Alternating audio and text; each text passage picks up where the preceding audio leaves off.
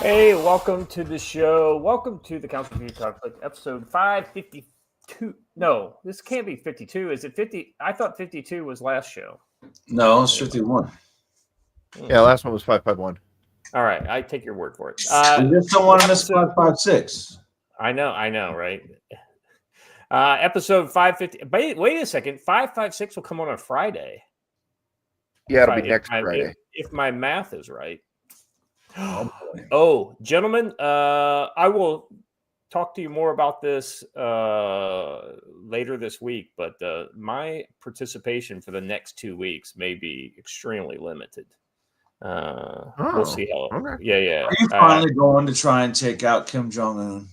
Well, I'm not saying anything, but you know. Anyway, so yeah, just heads up on that. So it may not be next Friday. Are we not live? Anyway. Huh? Are we not live? We are now. We are live. Yes, that's why I'm doing the introduction. Anyway, welcome to the Council. Islamic Colonization, Trump's DC Takeover. Joe, how are you doing? You're doing good. Watcher, how are you doing? Good. We're starting late because I and the boys, but mostly me, were talking before, and we all lost track of time. Or actually, Watcher didn't lose track of time, but he just chose not to tell us. And Scott started talking about the Jekyll Island conspiracy, and we were having fun with it, right? That's right. Well, let's be honest, Joe. By the time we got to Jekyll Island, we were already like 7-8 minutes late. So we need a good conspiracy. I'm just gonna say it. We need to do a good, like, not CFC, but all CFC members just having a good. Hey, let's talk about conspiracies over whiskey. That'd be a good off-topic show. Or as we call that, Saturday night at the G Camp. Yes, exactly right. All right, guys. I like I said, I take it on the chin this time as far as being late. As much as I love to blame my co-hosts, this one's all on me. So apologies, mea culpa, yada yada yada. Anything else?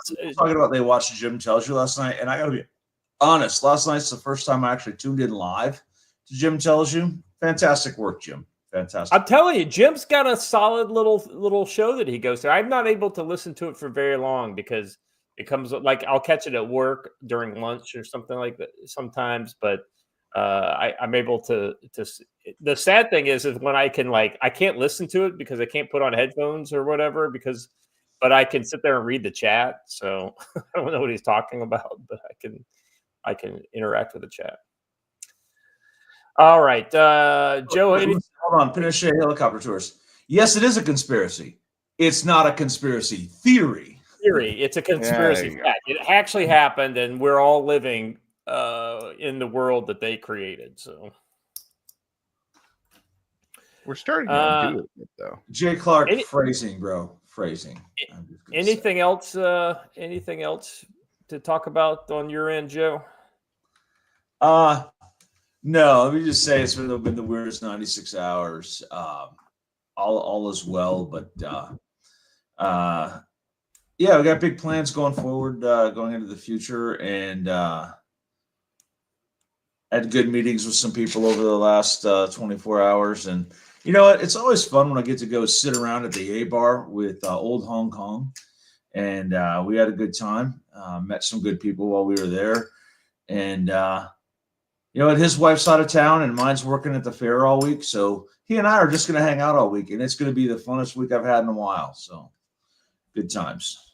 That's good. You need a buddy. That's what you need, Joe. Like a local buddy. You know, that's good. Well, I actually have more than I think I do, and it's a long story, but yes. Well, you know, Joe, guys who are used to kind of relying on themselves, like I think all of us are, and certain, we have a hard time, like remembering that we could. I could call this guy up and I can go get some drinks with him and just kind of like shoot the shit, you know. Yeah, you know, and it's like the third time I've been told that all that I need to do is just insert myself because nobody thinks to call me because they just assume I'm going to show up. So I need to just do it. So. Right. And Gene Rogers, thanks for the hat tip.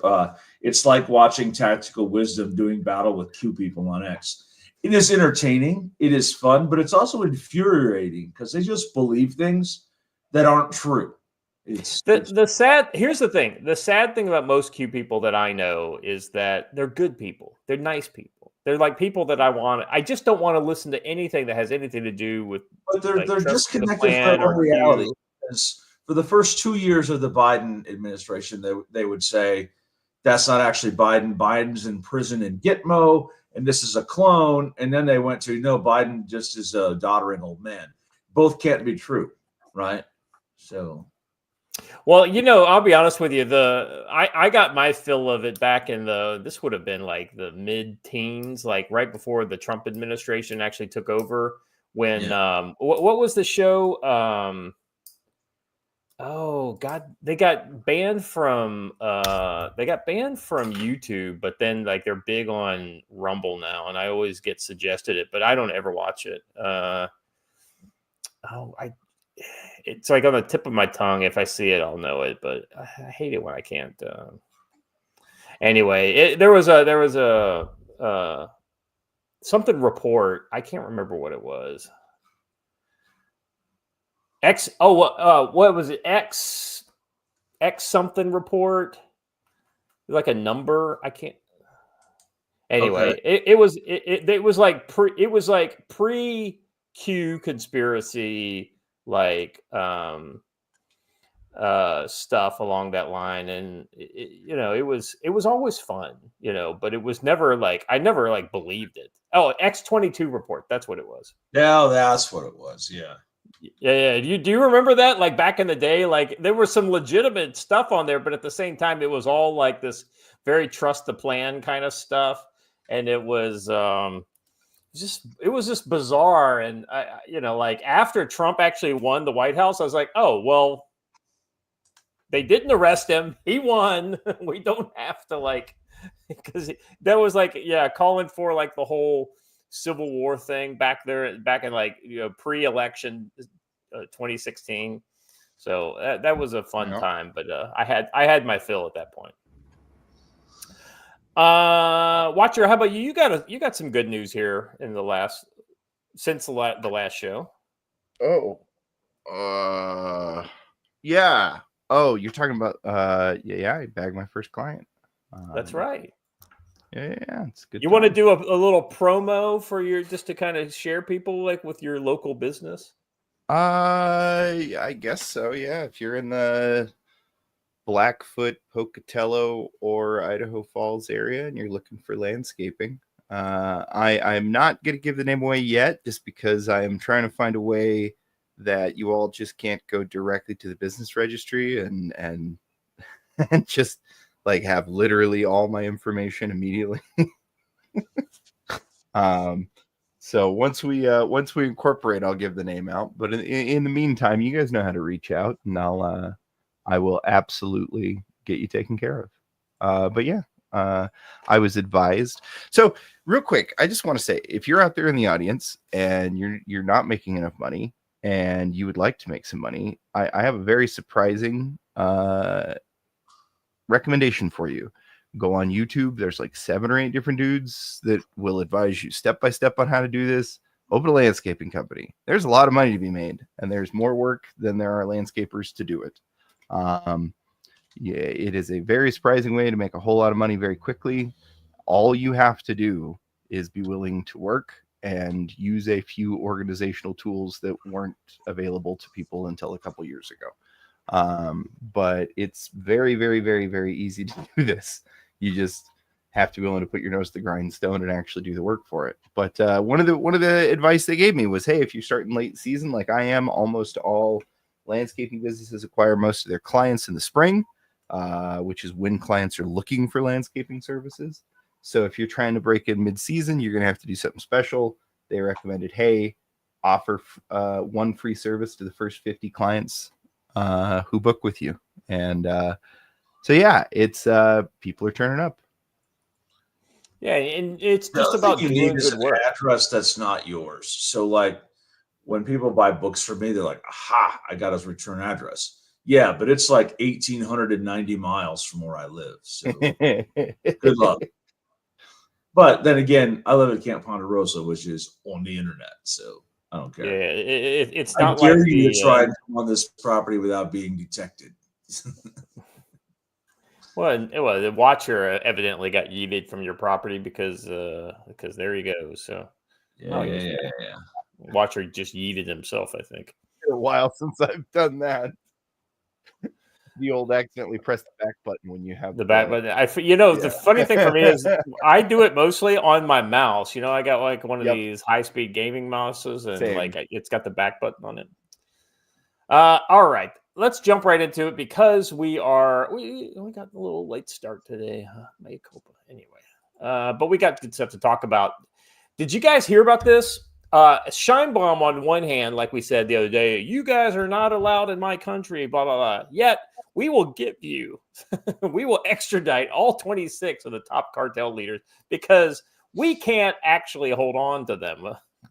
What's funny is if you read her statement in the translated version of it, she actually didn't say that special forces can't come into their country and schwack people.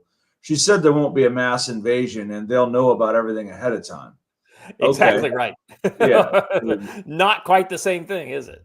Yeah, she sounded tough, but she didn't really say what everyone claimed she said. So Mexico to extradite 26 top cartel leaders to the U.S. in Trump administration deal.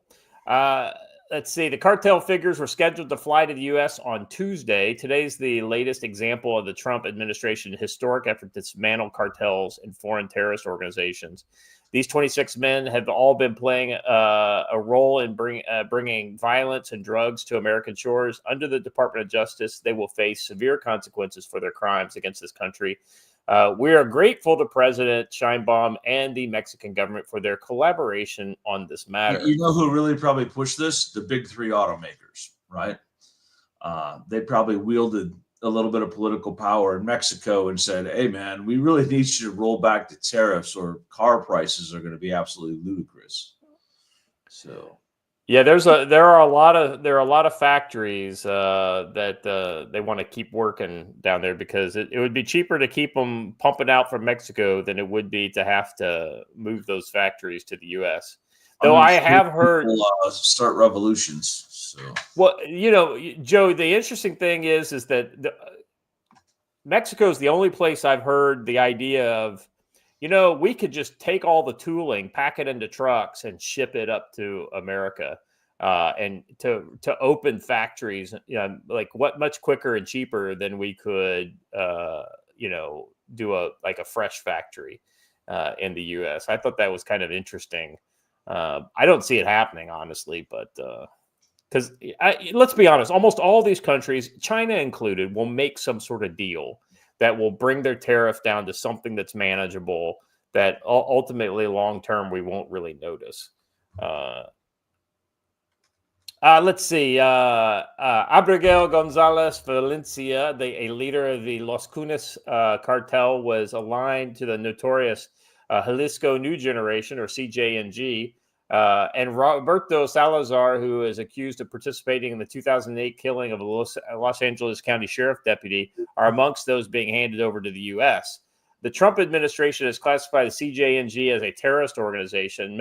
Mexico's Attorney General Office and Security Ministry confirmed that the men would be handed over, saying the deal had been made with the U.S. Justice Department, saying it wouldn't seek the death penalty for any of the men. Well, yeah, they'll give them life and they'll throw them in a supermax.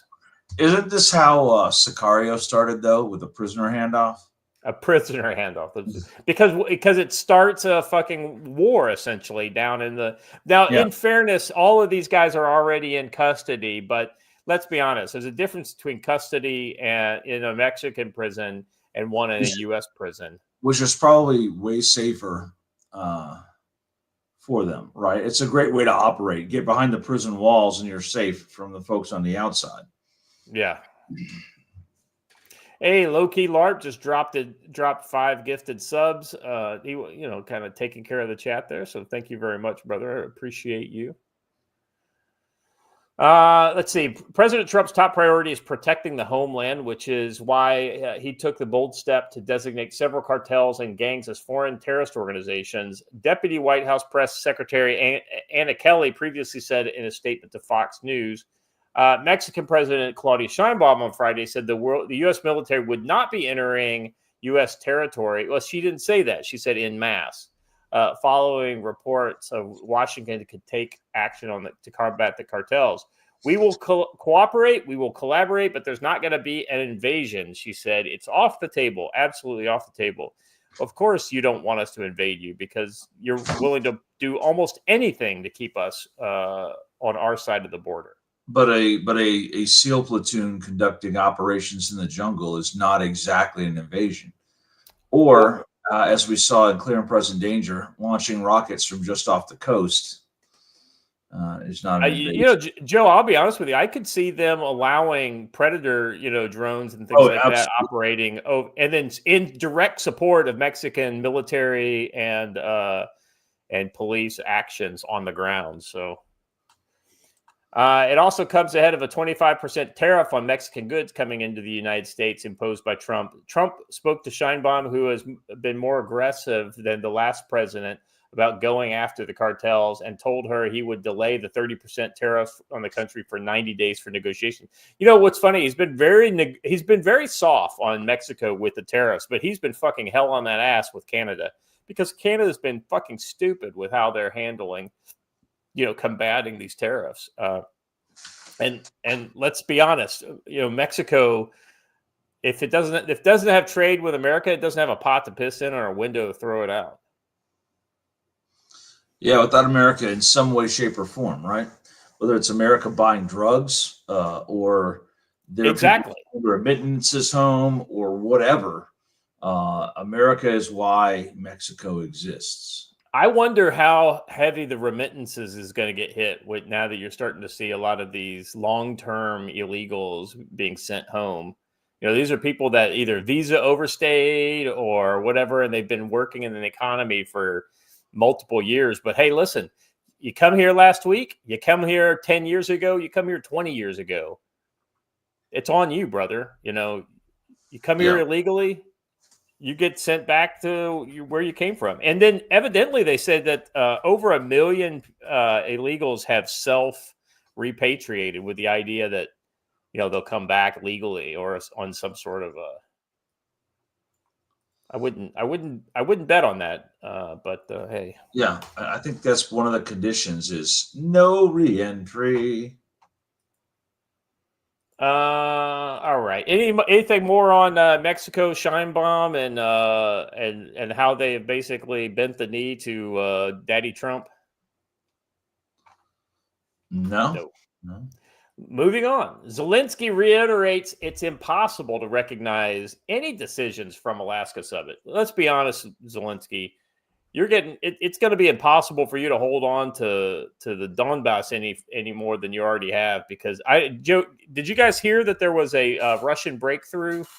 I guess it was either on Monday or maybe it was Sunday, but evidently they're gobbling up a bunch of territory west of Pokrovsk, and so it's kind of like they're doing an encirclement on Pokrovsk. Say it isn't so.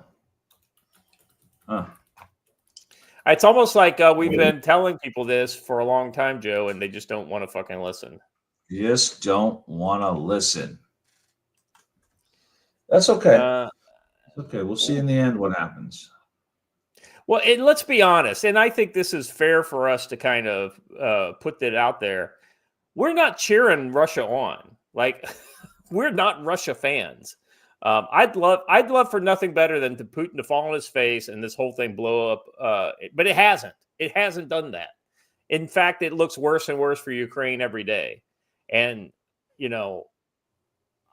anybody who has got this, I understand like optimism and things like this, but this is just foolishness. Yeah, let me show you. I just found a quick map. I thought I would share this, and we'll get back to the story here. Watch, I'm going to share it here in the chat. All right, there you go. So you can see the red area. True though, Patrick. I mean, it's possible, but I don't know that that's actually true. So I'm sorry. Scott. I didn't mean to. So no, you're fine. All the red area was seized between the 6th of August and the 12th of August. And see this big horn that juts up right here in the middle? That's the kind of the new, northbound offensive. They just basically found empty places in the line, and there was just no Ukrainians to even fight them there. Because the manpower shortage is real. I mean, they basically found completely empty trench lines, and some of them hadn't had anybody in the trenches for weeks. Patrick Fox, most affected. And so anyway, that's about an 18-kilometer advance. That one specifically right there. But I wouldn't be surprised if we don't see some major kind of rejiggering of the lines.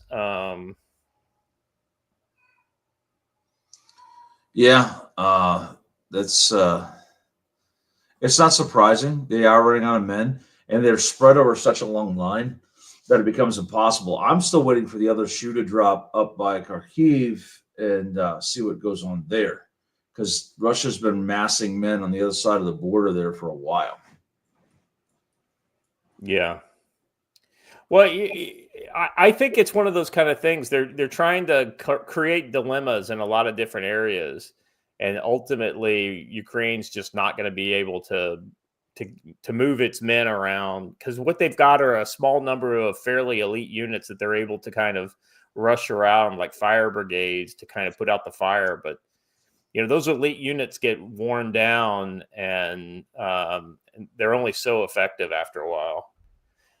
Anyway, let's go back to the Zelensky's response to the announcement of the Trump-Putin meeting. For the third day in a row, Zelensky has let it known that his government will not recognize whatever comes as a result of the Trump-Putin summit set for Alaska. Ukraine will not recognize the decision taken in Alaska without its participation, Zelensky said. Oh, okay. Well, then show up, you motherfucker. It's impossible to talk about Ukraine without Ukraine. No one will recognize that. That's why this conversation may be important for their bilateral track, but they cannot decide anything on Ukraine without us. I hope the U.S. president understands that and takes this into account. The big focus will indeed be a bilateral U.S.-Russia relations, and it appears that now Russia is more interested in that aspect, perhaps knowing full well the fight will go on, as Kiev is unlikely to make significant compromise. According to, Yuri Urashikov, who confirmed that Washington and Moscow are already working on a second face-to-face summit meeting between Trump and Putin to take place on Russian soil. According to him, their leaders will focus on discussing options for achieving long-term peaceful settlement of the Ukraine. Kremlin expects the next meeting between Putin and Trump to take place on Russian territory. Clearly, even if no firm decisions are reached in Alaska, Putin is in the driver's seat, and he gains reputation and on the level of optics just by having the Alaska meeting. President Trump would not have put the meeting together unless it was evident, at least, that the national security officials behind the scenes, that Ukraine has no cards to play and it's losing the battle. Yeah, I mean, and we're seeing this firsthand right there on that map. They're basically losing ground hand over fist. Yeah, Trump has since Trump has since acknowledged that this feeling out meeting, but he's also once again turned his criticism towards Zelensky. He says, this is Trump saying, I was a little bothered the fact that Zelensky was saying that I have to get constitutional approval to relinquish territory, Mr. Trump told reporters. He's got approval to go into war and kill everybody, but then he needs approval to do a land swap. It's actually a good point. There's unconfirmed reports that Kiev will entertain a freeze where Russian troops stay in the four eastern territories, but without fully politically ceding, recognizing territory. At this point, Putin has less incentive to agree to that, seeing as how it's a recipe to just restart the future war. Yeah, here's the thing. Russia's got the manpower and the industrial capacity to basically continue this war at the current scale that it is, into the future, right? And anybody that's telling you that 5,000 people are dying every week or whatever, I don't think that's the case. I think Yeah. in some weeks I don't think so 5,000 either. people are dying, right? But that is just not happening every. If the numbers were really what the media was reporting on both sides, Russian and Ukrainian, both would have been depopulated a long time ago. Yeah. So, Let's play this clip right here. I think it's. And I get along with Zelensky, but I disagree with what he's done. Very, very severely disagree. This is a war that should have never happened. Wouldn't have happened. But I'll be. Yeah, it's a short one, but. All right. Anything else on Russia, Ukraine? It's kind of like it doesn't really matter what we say. They're going to meet, and we'll have some stuff to talk about. yeah, I'm kind of Russia Ukrained out, to be honest. Oh, I'm ready for this fucking peace settlement, right? Yeah. Or even an armistice, where like a frozen conflict for me would be good. All right. So following up on the Philippine story from, if you guys remember, we saw the crumpling of that. Well, I guess technically it's not a tin can, because a tin can's a destroyer, but a Coast Guard cutter that basically smashed right into a Chinese destroyer. U.S. briefly deploys 2 warships to a disputed South China Sea shoal after Chinese collision. U.S. has deployed where 2 Chinese Navy and Coast Guard ships collided 2 days ago while trying to drive away a smaller Philippine ship in high seas accident captured on video, alarming several Western and Asian countries. Yeah, Joe, that came across to me as very aggressive on the part on the Chinese boat. I feel like it was literally like a shot to take out that boat completely, and they just missed. Yeah, and I think too that now it's embarrassing, and China's going to have to react in some way to try and save face. And however they react, it's not really going to be good. Yeah, that's exactly right. Let's see. Both China and the Philippines claim the Scarborough Shoal. The USS Higgins, a guided missile destroyer, and the USS Cincinnati, a littoral combat ship. So like one of those. Like we should give the LCSs to the Philippine Navy. They'd probably say no thanks, but no thanks. Yeah, but it's like a spear point for running right into the side of a Chinese ship. Yeah, exactly right. Well, I'll be honest with you. Compared to what we're seeing the Chinese deploy, I think the LCSs would be in a. I think that the weather in the Philippine Sea would probably flip an LCS. So. I was gonna say so long as we're only fighting in sea conditions below 2. No. You don't understand. I'm saying that we just give it to them and they do whatever the fuck they want with it. If they want to take them all, run them aground on fucking. Well, I mean, that's not a terrible I'd be thought. okay. Yeah, that's not a terrible thought. Let's see. The U.S. Navy has staged what it calls a freedom of navigation overflight of the South China Sea for years to challenge China's restrictions and demands for entry notifications in virtually the entire stretch of disputed waters that it claims that has angered China, and forces have had close run-ins with U.S. warships and aircraft on such patrols in international waters and airspace. The deployment happened after Washington's ambassador to Manila, Mary Kay Carlson, condemned on Tuesday the latest reckless action by China directed against the Philippine vessel in the Scarborough. The rich Philippines has been the scene between Chinese and Philippine Coast Guard fishing and other ships in recent years. The Philippines is the oldest treaty ally of the United States in Asia. Washington has repeatedly warned that it's obligated to defend the Philippines if the Filipino forces come under an armed attack, including in the South China Sea. Let's see. I want to get down to like where they actually talk about. I say we stop calling it the South China Sea and start calling it the North Philippine Sea. Or the Western Philippine Sea or something. I don't know. Something like that. Yeah. Well, I mean, seriously, on the inside of the island, chain. It's called the celibacy. So why would we change it on the other side of that chain? Yeah. I think this is one of those kind of areas where it would make a lot of sense for us to basically have a non-aggressive permanent U.S. Navy presence. And it doesn't have to be like, you know, multiple destroyers or a LC, like a aircraft carrier or an amphib or something like that. It could literally just be these LCSs, right? Something, when that new Corvette, something along those lines. It doesn't have to be a lot. It just needs to be something that is, able to kind of just be there just in case, right? To independently monitor like all the things. Like, for instance, who would know that Filipino boat got ran down by that Chinese destroyer if the Chinese destroyer hadn't have missed, right? It would have just gone down to the bottom. It would have gone right underneath that destroyer if they had hit that Coast Guard ship, amidship, which is probably what they were trying to do.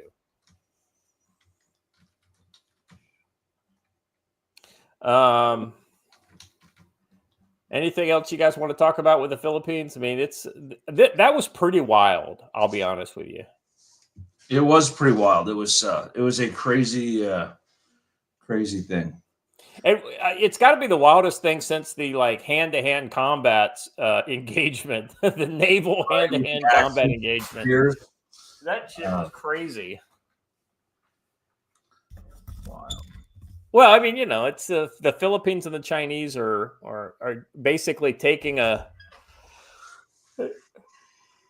page out of the Indian China playbook, and going at each other. Or maybe it's just the China playbook. Yeah, right. Yeah, it's just this is the way China treats its neighbors. There's some interesting ideas on the psychology of the Chinese people.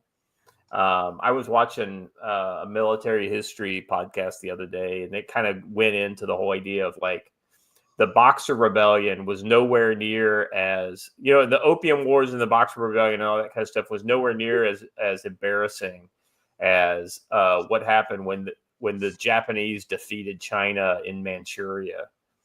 And essentially it basically, that took them down a peg because because they were the first civilization, right? Not like the first civilization in Asia. They viewed themselves as the highest form of civilization of the world.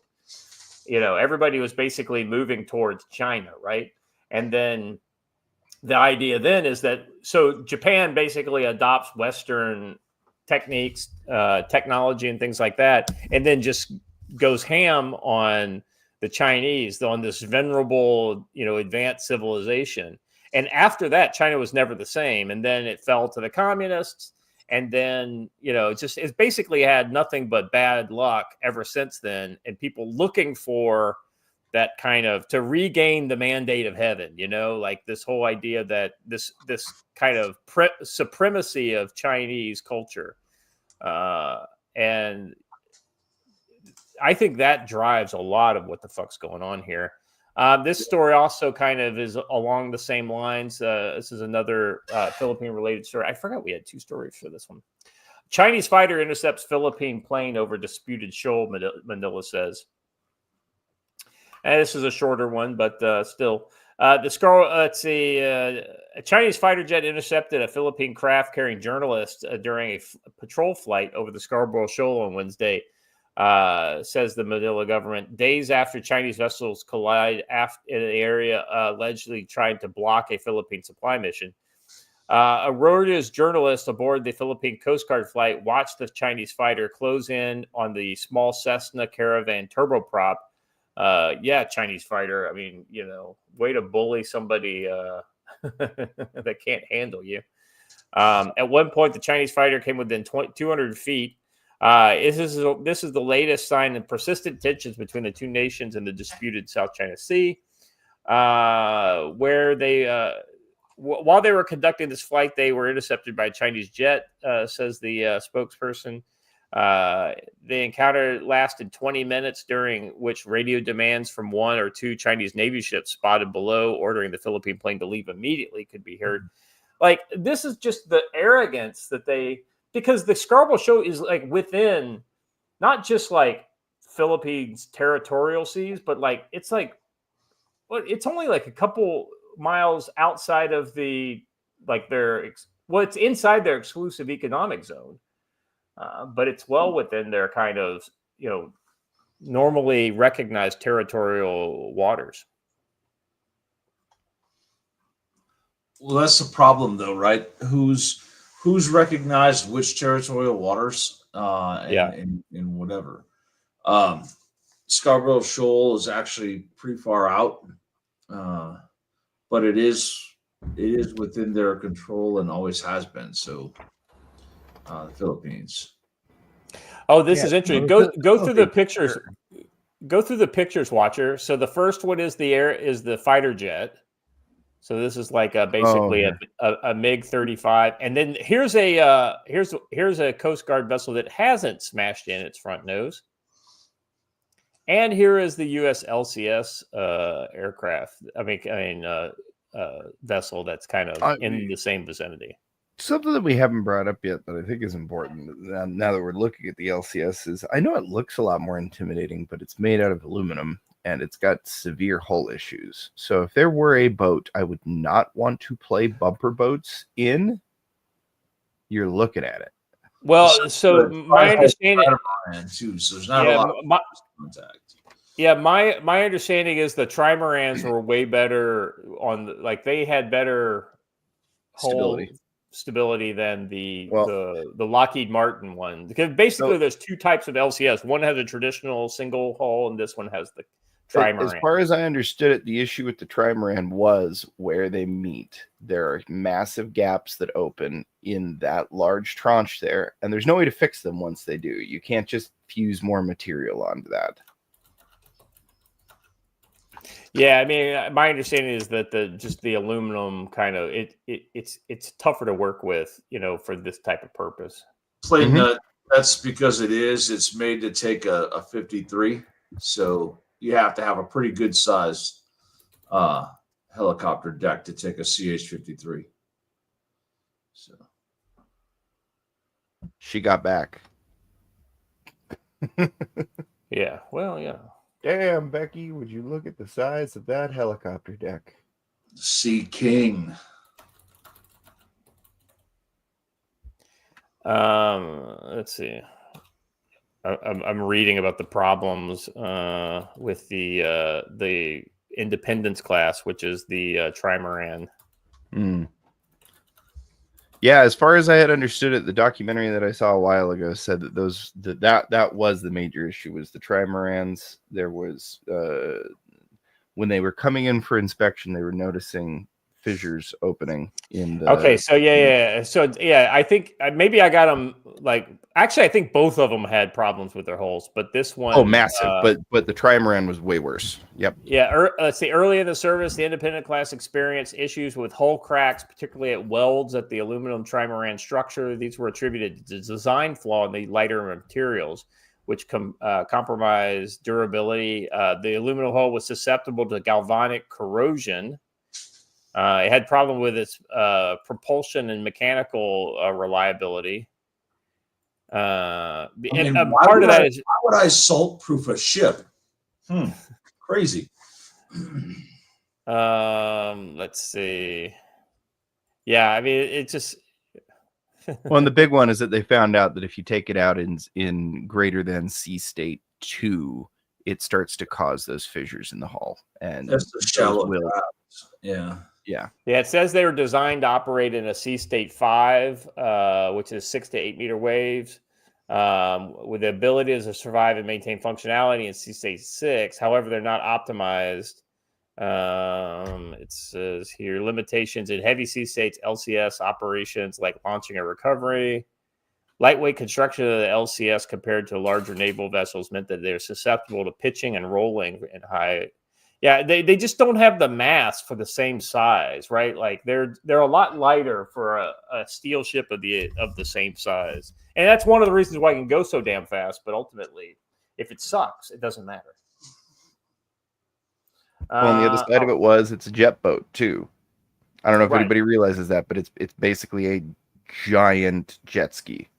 Well, and there's nothing wrong with that in of itself, but it has its own issues, right? Like it's just one Yes, of those kind of it's a things. very Like complicated system, and if it's the first of its kind in a propulsion system, it's going to get messy, and nobody has that type of design experience on that level. So, yeah. did you I hear wonder that if they've already retired the first 4 ships too, and they're not even 15 years old yet.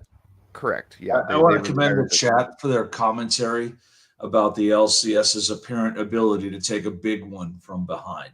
Very well, very well. Well, it's almost like it has a giant Djibouti on the back. They could take You one know- right up the booty. Weirdly, I'm just gonna say, isn't Djibouti's in a fairly protected harbor area? I'm just saying the Sea State doesn't normally get above Sea State 2 near Djibouti. I think a permanent stationing. Well, you got to make that sharp turn to get into Djibouti instead of Bandar El Mandeb. That's true. That's true. I've never heard anyone call it a Bandar El Mandeb before, but there it is. Yeah. All right. Joe, you want to talk a little bit about tactical-wisdom.com? Sure. There is a new article up about checking out and revitalizing your immediate action gear. Your get home bag, right? Whatever it is that you carry with you on a daily basis. So get in there and make sure it's all good and ready. We're about to get hit by another big storm.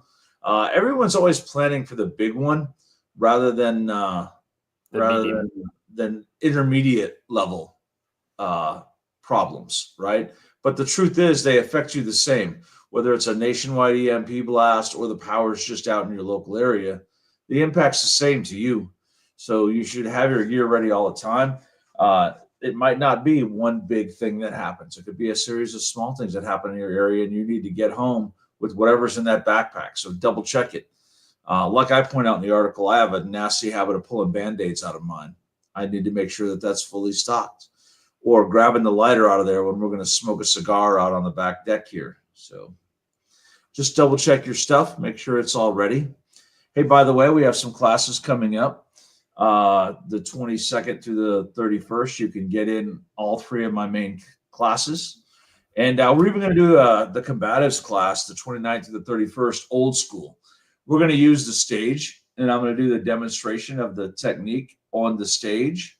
And y'all are going to do the technique in the grass. We're going to be doing combatives training out in the sunshine and on the grass, because what makes the grass grow, Watcher?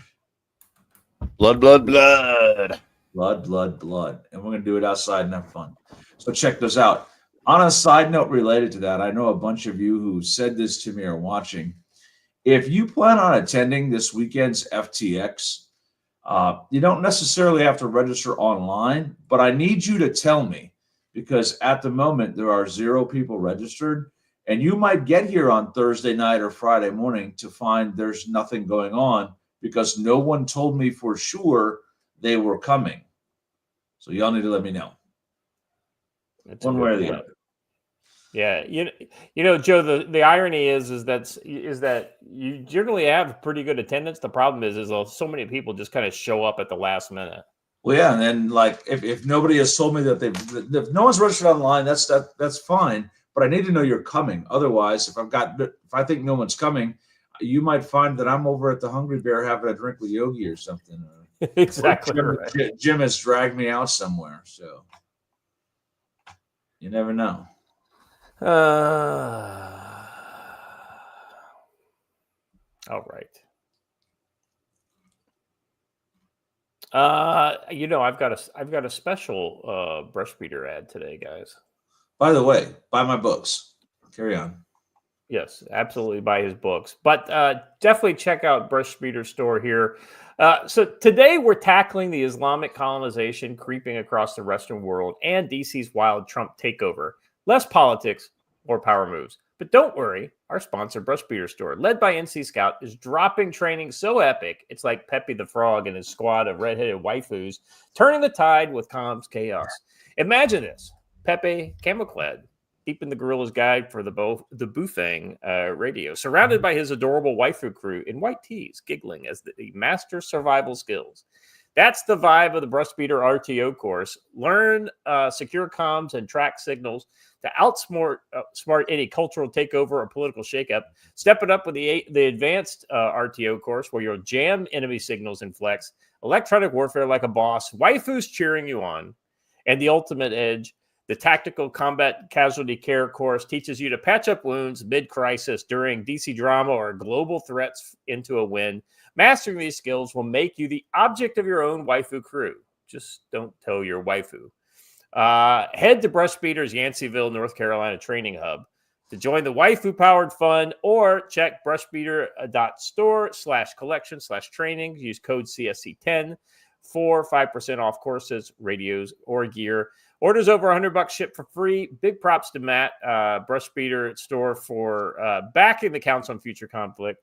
Head to brushbeater.store, punch in CFC10, and lead Pepe's waifu army to victory. Now, back to the show. So, listen, I want to give JK Johnny props, because I swear to God, I had a dream like that once with the 5 redheads. And naturally, he went with all redheads. That's pretty good. Well, and you know what? I feel bad, because I was gonna do this one during Joe's, and then he went a different direction than I thought he was gonna go. So I didn't. Well, Keck can will both, can he? Well, Joe, maybe we would have more converts to the one true religion of Jesus Christ if you thought you were going to have a redheaded waifu crew waiting for you. And here's the thing: here's the way Christian, the Muslims basically say, "Hey, you're going to get all these virgins and all this kind of stuff, and there's no body odor and blah blah blah. They're all waiting, for you and everything." But the Christians would do it like, yes, there will be 11 red waifus waiting for you. They'll all have angel wings, and they'll laugh at you for eternity, because, you will no longer need intercourse in paradise. So that would be the way the Christians would do it. You can have one red waifu in Christianity. Not true. Not true. Our Mormon cousins, Watcher, say it's perfectly okay. They were the original Western waifu guys, I do have to say, we've been pulling out some of the good Pepes, and so I do have to share my favorite.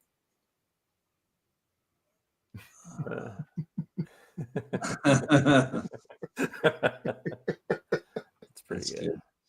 I swear, my cousin Joe, for the first 5 years of his marriage to Kathy, who's a wonderful woman, Kathy's sister lived with them, and I'm like, you sure that's really her sister and not her sister wife? I mean, come on. Yeah.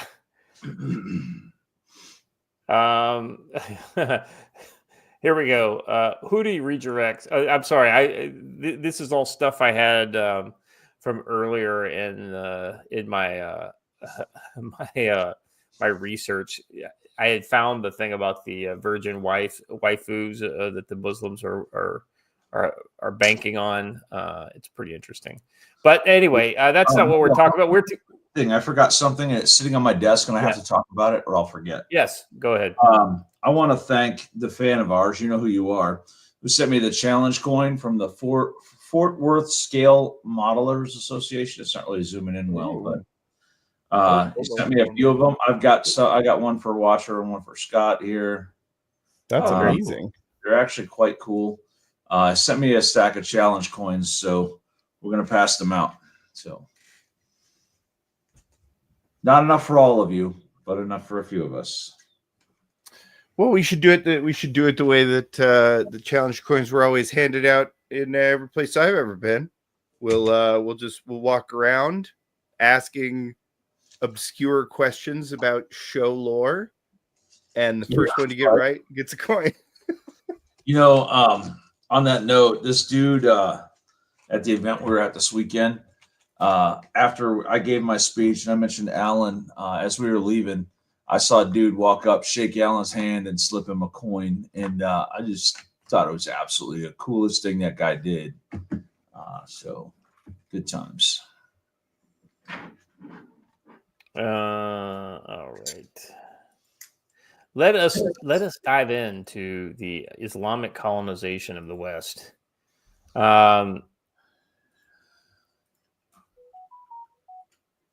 First up, Minister of Parliament warns the UK faces an invasion of our culture by medieval Islamic men or Muslim men. This falls in the category of a day late and a dollar short. Oh, yeah, 100%. Now, it's not to say that they couldn't turn back, but they would need a pretty drastic right turn in order to head this problem off. And there's no way that people wouldn't call it genocide if they did. And for saying that, Scott now has an arrest warrant issued on him out of London. I know, right? You can't say things like that on the internet. It's against the law. You got a license for that. How dare you? All right. Reform UK Member of Parliament Sarah Pochin has urged Britain to facing a full invasion of Muslim men who hold medieval views.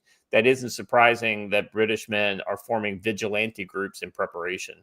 Appearing on Talk TV, Pochin warned it's no wonder that we're hearing about the groups of concerned British men mobilizing themselves into guardian angel style street patrols. Here, but you know what? Reform UK is like essentially run by rich Muslims from Pakistan. Right. The inconvenient truth for the left is that the culture of men from predominantly Muslim countries like Afghanistan is one that holds a medieval view on women's rights.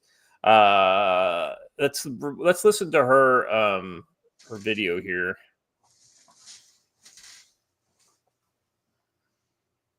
Want to be able to full screen it. Sorry. Yeah. Go ahead.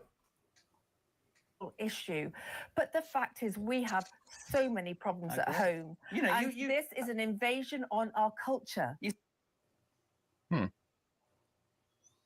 What? That's it. Oh, what? No, it's a minute 16.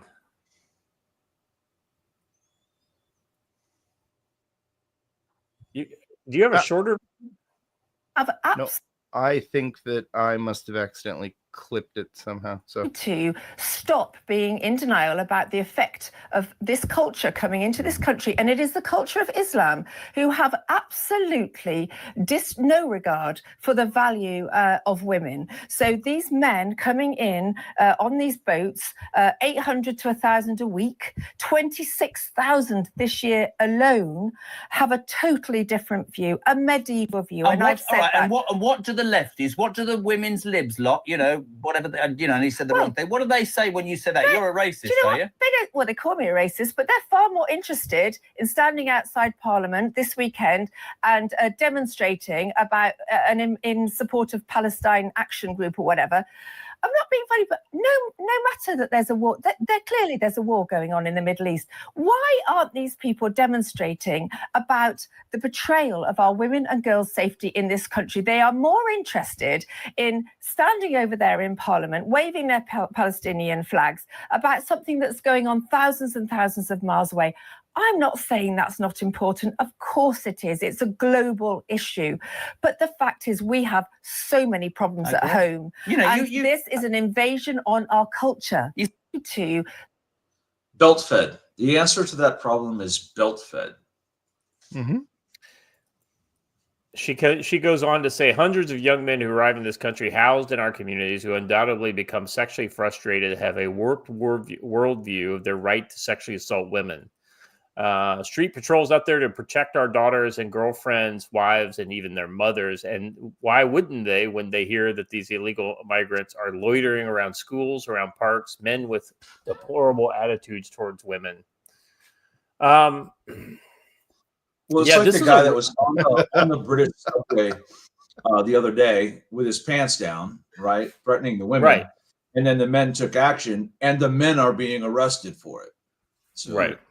You know what? Derna actually's got a pretty good point here. Feminists want men coming to do work so they don't have to do it. If this was an invasion of single young women who knew how to cook, the Royal Navy would be intercepting them. The Royal Navy? No, they wouldn't. Royal Navy prefers men. But yes. Let's see. since Keir Starmer has become prime minister in July 5th, 2024, there's been more than 50,000 migrants have crossed the English Channel in small boats. Now, that doesn't seem like a lot compared to our kind of like the numbers that we saw on the southwestern border. But let's be honest, for a smaller country like England, 50,000 of these, let's be honest, fucking barbarians is totally destabilizing. How many men are in a division? That's right. It's basically, like 3 divisions. Yeah.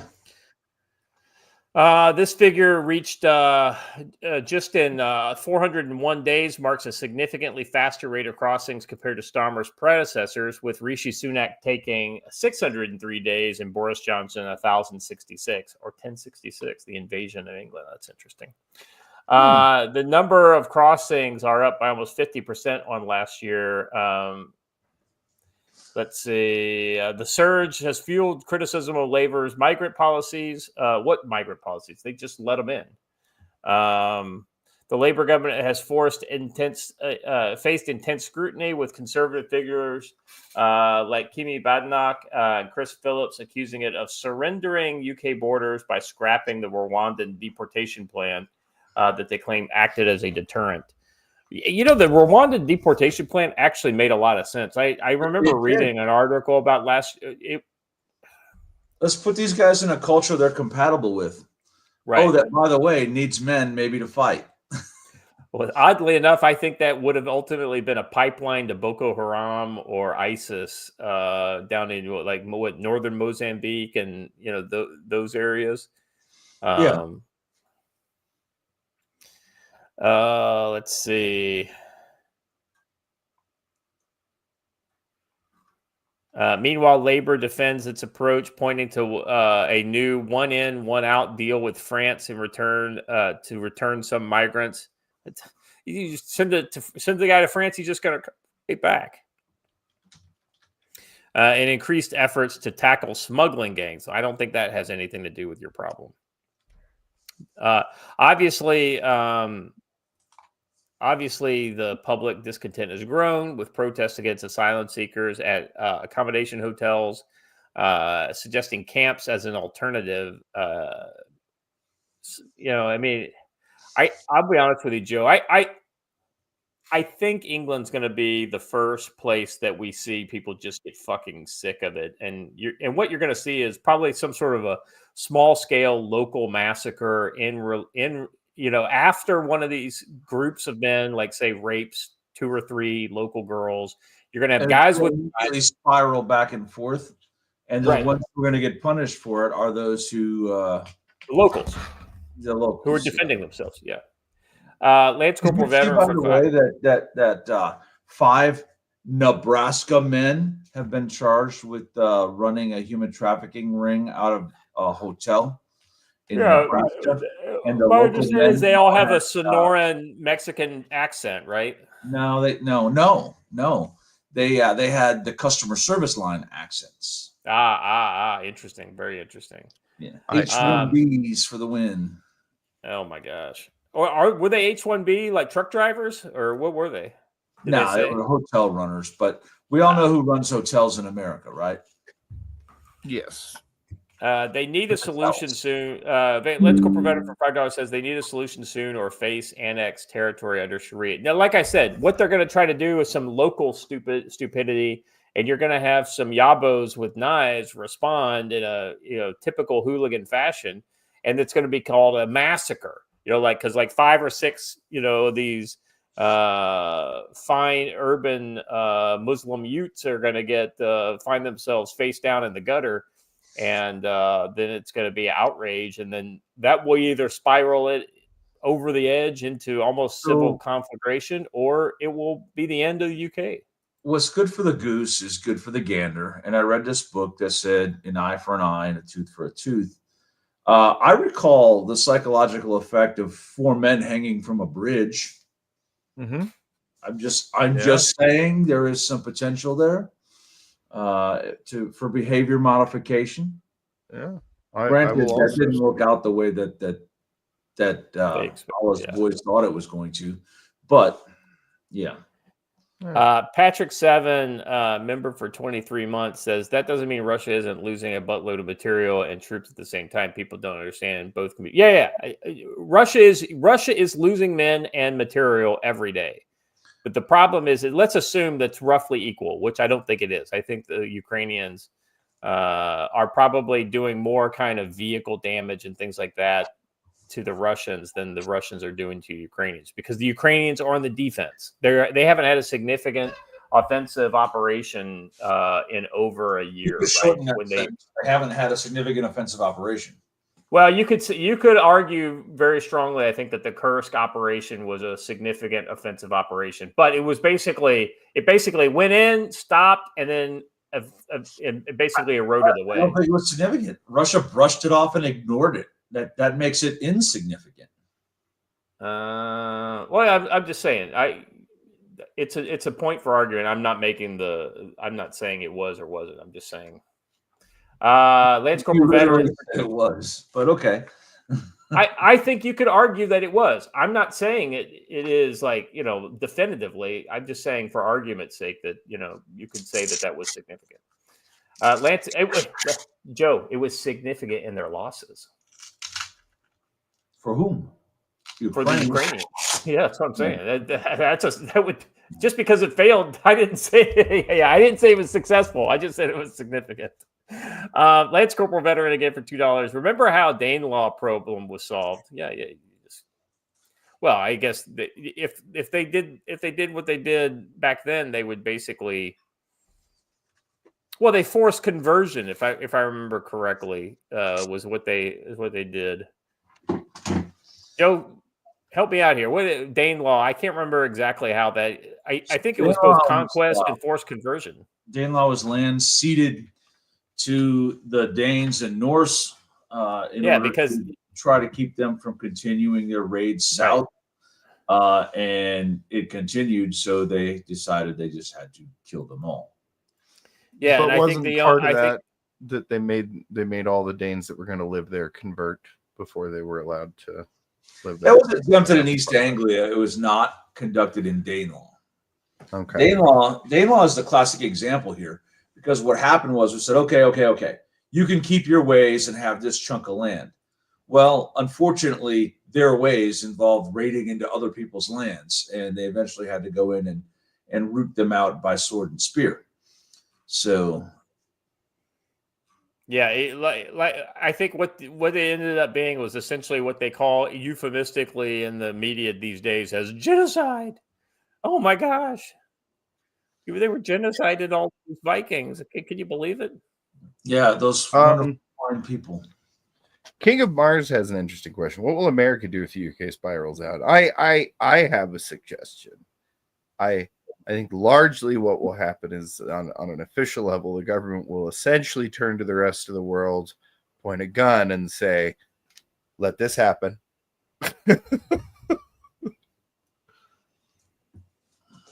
All right, let's move on. Next one here. Birth rate amongst refugee women in Austria nearly triple that of native-born Austrian. Gosh, shocking. I mean, I'm really surprised here. Well, at least they like their jean jackets. In the Muslim women wearing jean jackets in Austria. New figures show that women from Syria, Afghanistan, and Iraq living in Austria have an average birth rate of almost 3 times higher than Austrian-born women, according to data from the country's statistical yearbook on migration and integration. Yeah, even if you stop the influx, if you don't re-migrate them out of your country, they will still take over. The report finds Austrian-born women have an average of 1.22 children amongst. That's not even a replacement rate, by the way. If you're keeping, that's way below. Way below. Yeah, replacement rate, if I remember correctly, is 2.1 per woman. Yeah. Amongst women not born in Austria, the figure rises to 1.57. However, the figure amongst some countries of origin rises significantly. Those born in former Yugoslavia average 1.94. Turkish-born women have 1.8 children. The highest rates were found among Syrian, Afghan, Iraqi women with an average of 3.3 children each. It's almost like the different sects of Islam have different ways of taking over a culture. Huh. Oh, yeah. Weird. Oh, yeah. Well, this was always been the case. Yes. This is not new. I mean, this has always been one of the tools of colonization by the Muslim world. The report notes that Austrian mothers tend to be older when giving birth, with an average age of 30.4 years for the Austrian-born women compared to 28.7 for non-Austrian-born women. Women from Syria, Afghan, and Iraq have their first child on average age of 26.2 years. These figures come amidst ongoing debate in Austria about demographic impact of migration since large influx of refugees from Syria in recent years. At CPAC Hungary in May, a leader of the Austrian Freedom Party claimed the mass migration to Europe is an agenda that is organized and consciously controlled ethnic and cultural transformation. So this is why I have said Wow. all along that World War III will be a collection of civil wars and regional conflicts, because that's the outcome here. Where does the term reconquista come from? It's most often used in a modern context to mean Mexican and Latin American peoples wanting to reclaim all of the United States that was formerly a Spanish colony, but that's or Mexican territory. That's not the original use. The original use was the Spanish, French, and other European knights reconquering Spain and Portugal. Yeah, El Cid. From Muslim Moorish invasion from North Africa, and it took 100 years to do so. That's really kind of a big deal. And what's ironic is the curse of Margaret Sanger has come full circle. Mm-hmm. What do I mean by that? Margaret Sanger began as a eugenicist who wanted to eradicate all races except the white race, using abortion and pretending to be helpful to these people. But yet, who gets abortions more than anyone else right now? And what is the effect it's having, right? We are doing ourselves in with self-loathing and self-hatred and abortion, and it's not going to end well. At some point, a generation, and we're seeing a lot of it with this new generation that's in high school right now, they're going to say, hey, wait a minute, we're about to be destroyed, so we need to do something, right? Yeah. Well, the irony is well done. You're starting to see some of these Europeans wake up, and now are enough of them doing it? No, but so I would just, so this guy's speech, he basically says, what's happening in Europe is no coincidence. As a result of an agenda, a consciously controlled ethnic and cultural transformation, migration is not being stopped. It's being organized, promoted, and glorified.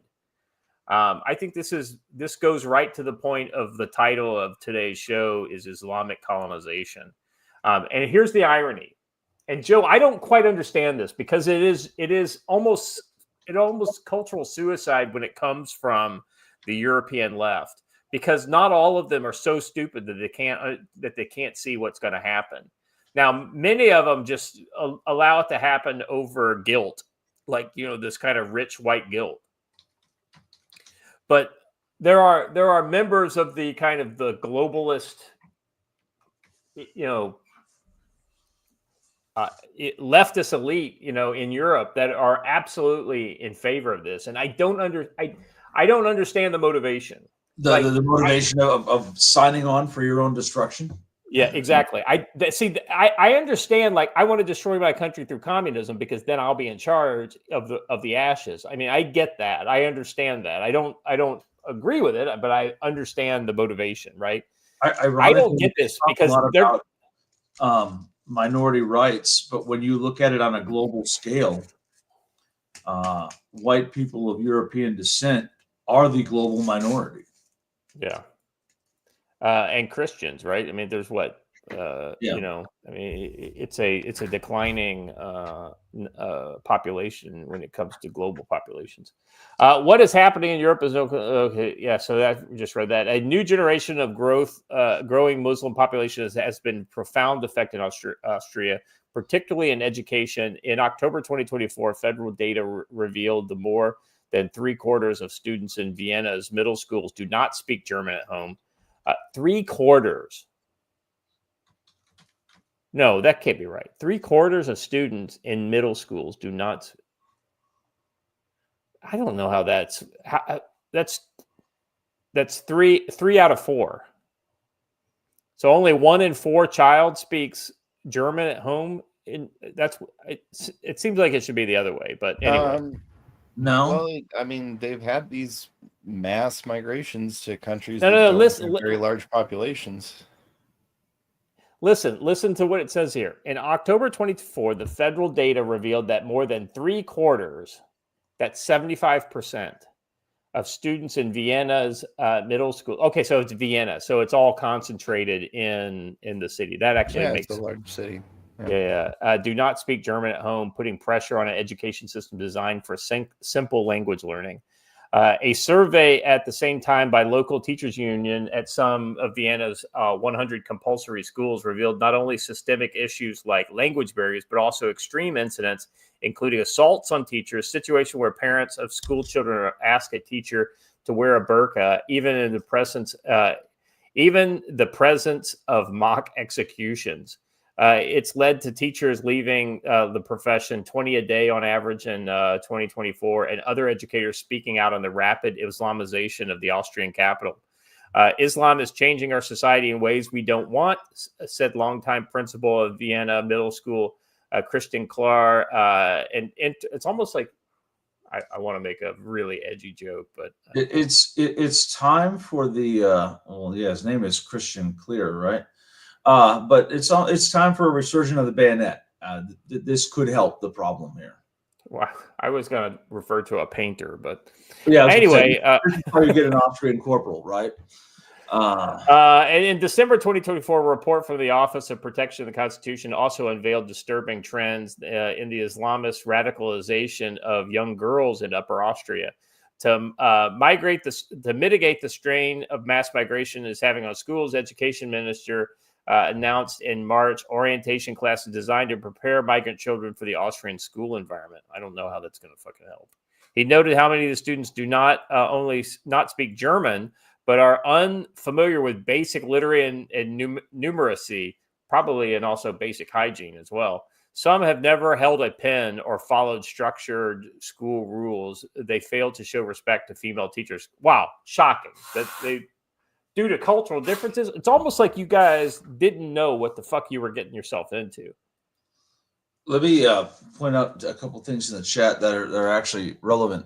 Juan Cholo says, I've heard teen girls in my church talk about how they have to keep secret from counselors and fellow students if they want to get married and have kids when they graduate high school or college. At 100%, absolutely. That's the way American schools work. And Squishy Hunter, turns out they didn't need a siege. Didn't need to siege Vienna.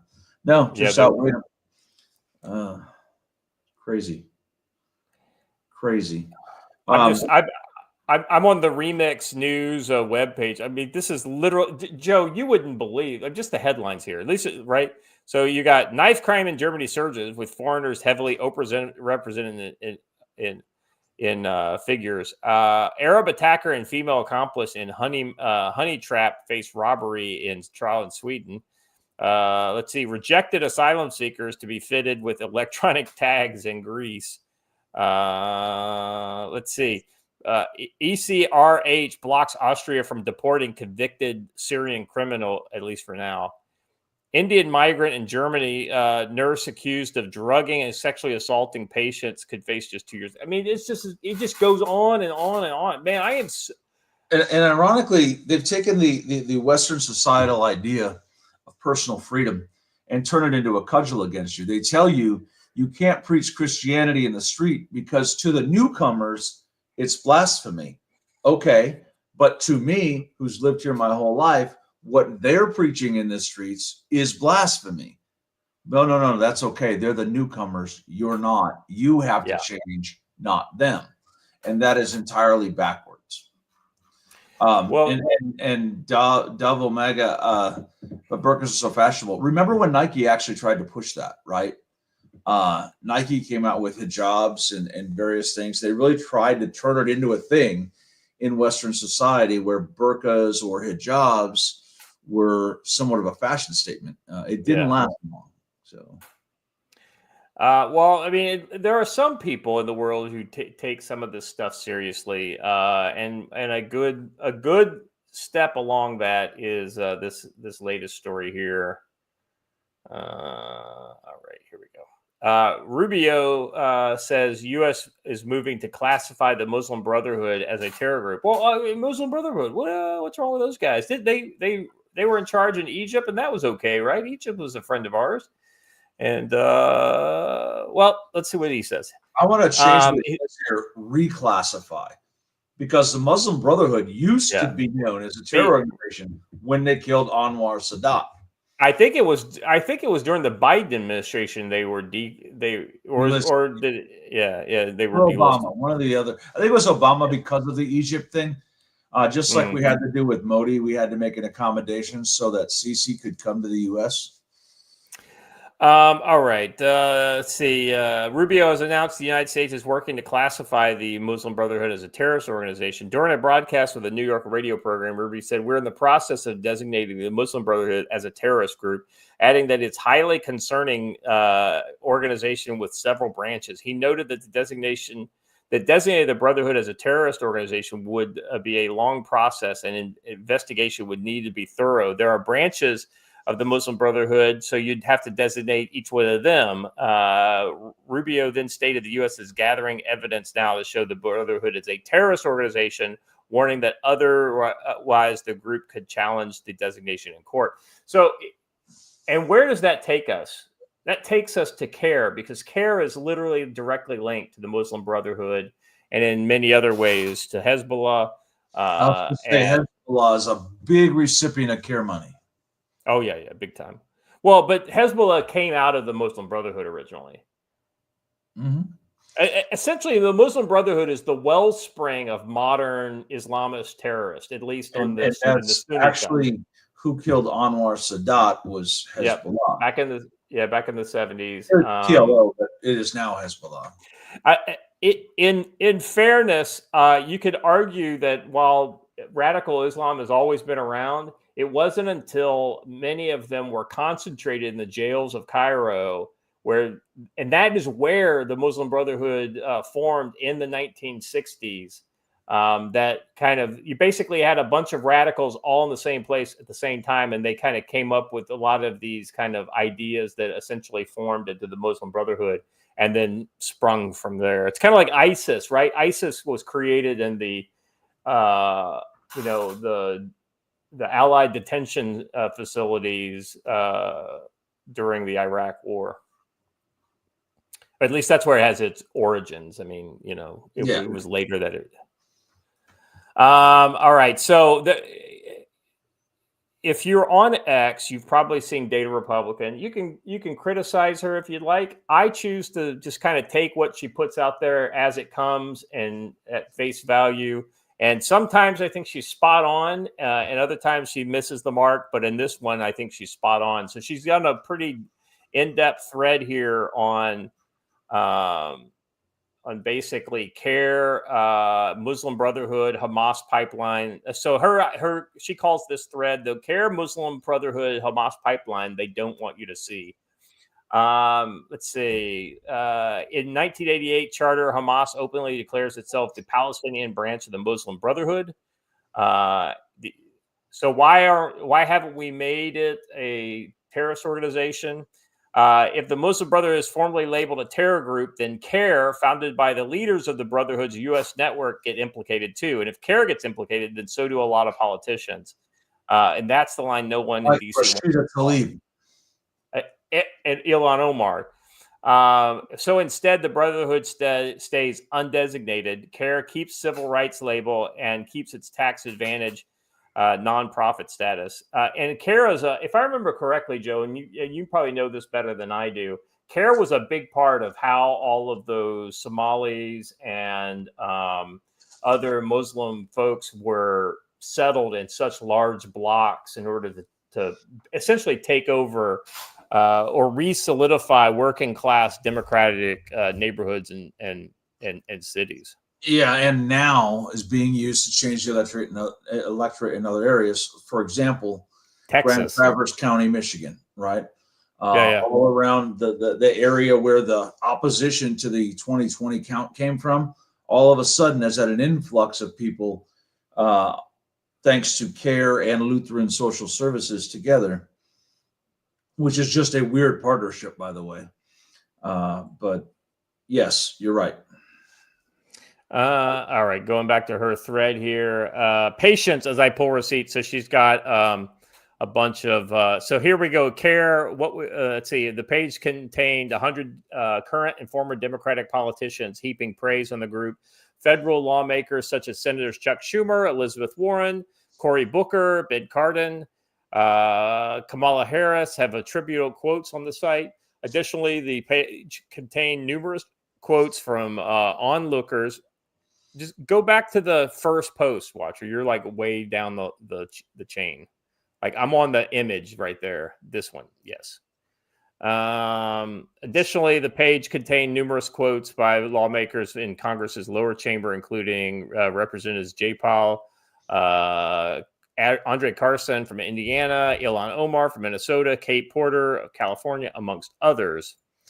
Of course, we've got the Muslim Brotherhood symbol. 27 senators to vote to block arms sale to Israel. Basically, this is a CAIR kind of propaganda piece that basically says, look who we got in our pocket. Gavin Newsom met with CAIR representatives in December. Meeting took place as the White House distanced itself from the Muslim advocacy organization over its leader's defense of the October 7th attacks. So, as you can see, they've got quite deep hooks into the U.S. political machine. And shockingly enough, a lot of these people are the same people whose names are getting thrown around in relation to essentially a inside the Beltway coup against President Trump and after the 2016 election. Let's see. CAIR was co-founded by Nahid Adwan and Omar Ahmad. Adwan was the public relations director for the Islamic Association for Palestine, an organization that was convicted of providing material support to the terrorism in the United States and has since been dissolved. And then she... Sorry, it's been a hard trip. I've been finding that there are lots of information about Awad and Ahmad are censored. For example, Ahmad's Wikipedia page is nearly empty. I'm just going down each of these Watcher. If you just kind of go down, you'll see where I'm at if you want to pull up some of these things because I'll read some of these images. Where Awad and the Islamic Association for Palestine's public relations director Omar Ahmad was president, IAP was one of the three subsidiaries of the Palestinian Committee, all aimed at supporting Hamas. And then to read this image we have on the screen here, attending the meeting were representatives of three organizations that make up Palestinian Committee. Following a common pattern, most of them were united in blood ties and lived in tight-knit communities in the three American cities that have traditionally hosted large clusters of Hamas supporters: Chicago, Dallas, and Washington, D.C. Let's see. IAP represented by its president, Omar Ahmad, its director of public relations, Awad, and the head of Washington office, who would later become HLF's representative in Ramallah. The HLF founder and president, Abu Bakr al-Baghdadi, whose brother Jamal was head of Hamas in Sudan and later in Yemen, a Dallas-based treasurer whose cousin was married in Marzouk also attended. So, I mean, like, these guys are like deep down this is deep down the rabbit hole of like how these people are directly connected to these long-term terror ties. Not these guys aren't like just kind of maybe so like some Americans that kind of flirt with these groups. These people are fully entrenched and have basically just hid out under the radar in America. Yeah. There's a thing in the chat says atheists, Marxists love Islam. It's the other way around. Islam loves Marxism because it's a great cover for action. Right. Because ultimately they can use them. They are the ultimate. Yeah, they're the ultimate useful idiots. Yes. Yep. So what is Palestinian Committee? It was formed by the Muslim Brotherhood to advance its cause of Hamas in the U.S. Palestinian Committee consisted of 3 sub-organizations, the IAP, which was all-purpose public-facing, the Occupied Land Fund, which later became the Holy Land Foundation. Interesting, the Holy Land Foundation. Huh.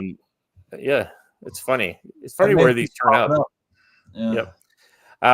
Which it was its financial organization and the United Association for Studies and Research as its think tank. Fucking criminal. CAIR claims that it does not receive foreign funding, but that's a lie. We know that at least one instance CAIR received $250,000 from an official Saudi bank. Huh. You don't say that the Saudis The are... Holy Land Foundation is meant to obscure where the money goes, right? Holy Land, what does that mean? The land is holy to all 3 Abrahamic faiths. So you can actually fundraise from all 3 by saying the money is going to children in the Holy Land. Oh, yeah, you just put a Christian face. Like you get some nice white lady out there and put a Christian kind of spin to it. And then all of a sudden you're like, oh, yeah, no big deal. This is further down the let's see. So here we go. Yeah. The Obama administration would legitimize CAIR and shield it, meaning if so the next link watcher, if you go up from that, you'll see a picture of George Bush and this guy. I'm on the post above that, so we can go from there.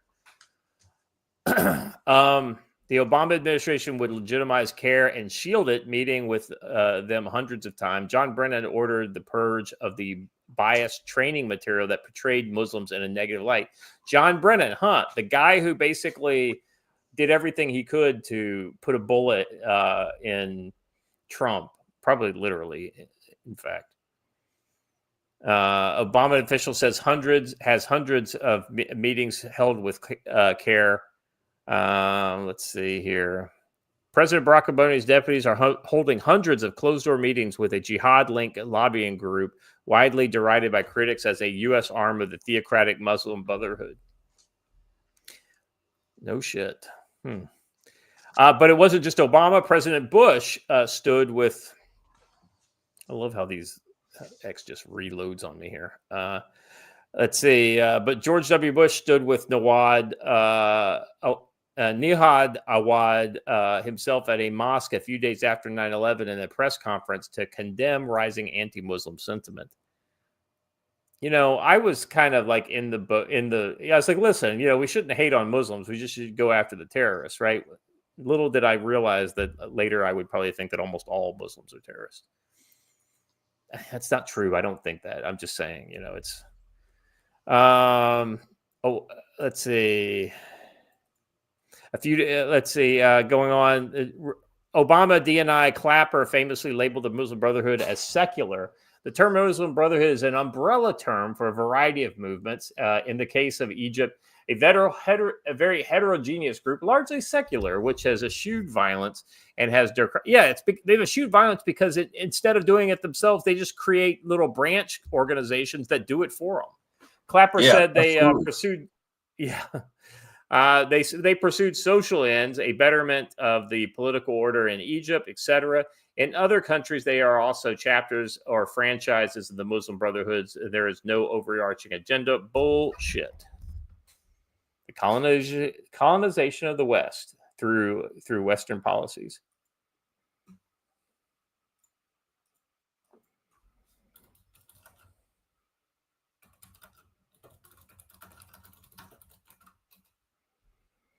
Let's see. Democratic leader Nancy Pelosi headlined a high dollar fundraiser in May that was attended by U.S. Based Islamic groups, individuals linked to the U.S. government, to Hamas, to the Hamas Jihad group, and to the Egypt-based Muslim Brotherhood. The donors are at the disclosed May 16 event include Nihad Awad, the co-founder of the Council on American Islamic Relations. CAIR Group was named as an unidentified conspirator. Go ahead. I'm sorry. Go ahead, Joe.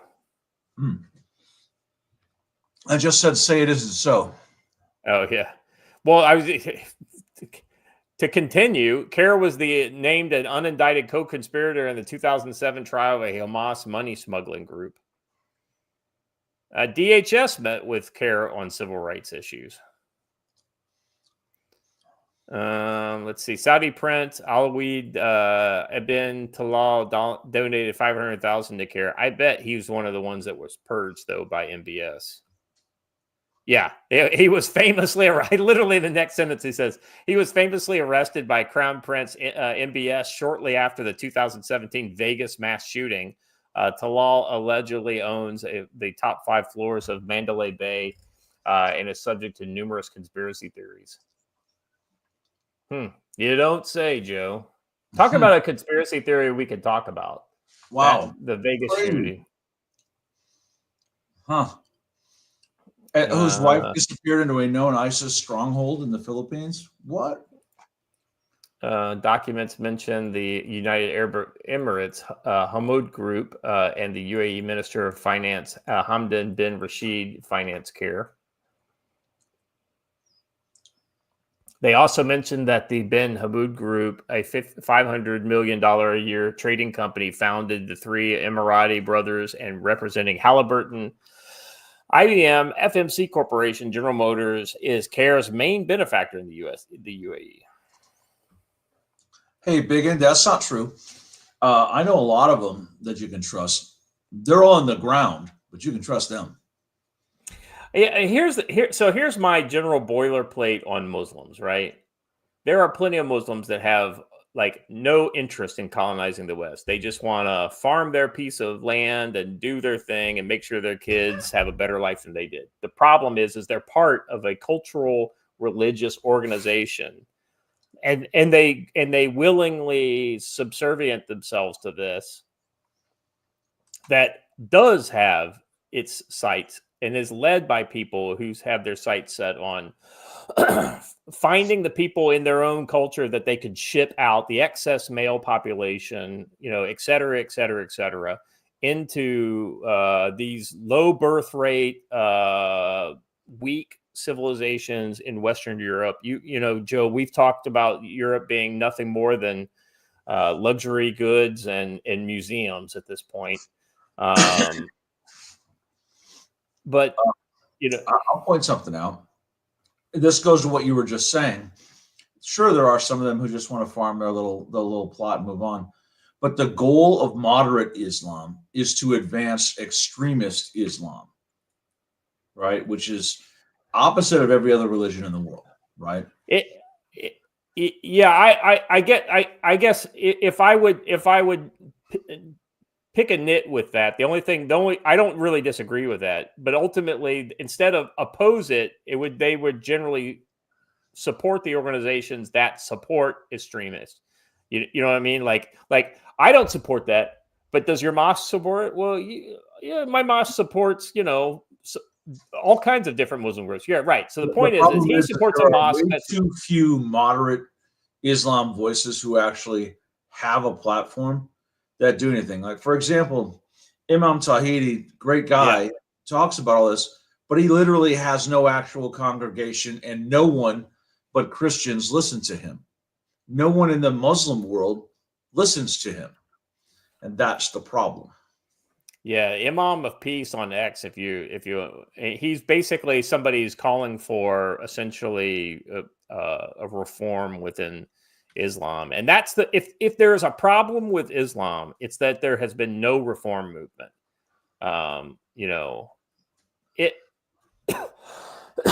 When Christianity went from a single kind of massive church to a bunch of different kind of interpretations. It basically was forced to secularize all the nations, right? And when you had essentially kingdoms being both parts Protestant and Catholic, you couldn't just be a Catholic kingdom anymore.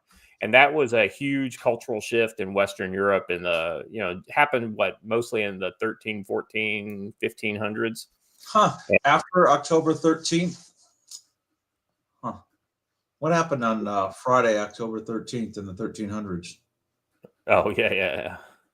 The destruction of the Knights Templar. Weird. Those of you who don't know, that's why you fear Friday the 13th, for the record. Just saying. Right, yeah, because it was basically a crystal knot type of situation. It was like the Night of the Long Knives. Yeah. All right. So anyway, Data Republican has got an exhaustive thread here. I can't read the whole thing, but there's a lot of receipts in here. This is what I like about her posting. She draws conclusions based on receipts, not just kind of like I think. She's better at, I guess that's that weaponized autism, right? Right. Watcher. That's right. Well, hey, I've actually got to get taken off. Sorry, gents. Well, No, thanks we for won't letting us allow know you wouldn't be able I to be here know. for the whole show. Yeah, I'm sorry. I wasn't aware. Children woke up and are screaming, and the wife hasn't asked for help, but I am getting the feeling that you should come help, if that makes sense. All right. Well, Watcher, you have a good day, and we'll see you around, brother. All right. Let me move on to the next. Oh no, I wasn't leaving. I was saying I'm going to be away for a minute, and then I will. I thought you were. I thought you made it sound like you were taking You off. made it sound like it was gone. Yeah. Well, see, I've already got the next thing shared and ready to go. There's nothing beautiful about Islam. This is what Islam wants you to do. What? Dearborn Heights? No way. Yeah, it was a shock. Dearborn Heights woman makes first hijab wearing Miss Wing. I mean, she seems like a very pretty lady. Unfortunately, she is completely subservient to a culture that makes her submit her every. I'm actually part of her surprised it took this long. Yeah, well, what are you gonna do, man? So that is coming to a town near you in America. Yes. Speaking of towns in America, let's talk about DC. Trump got tired. Trump got tired of.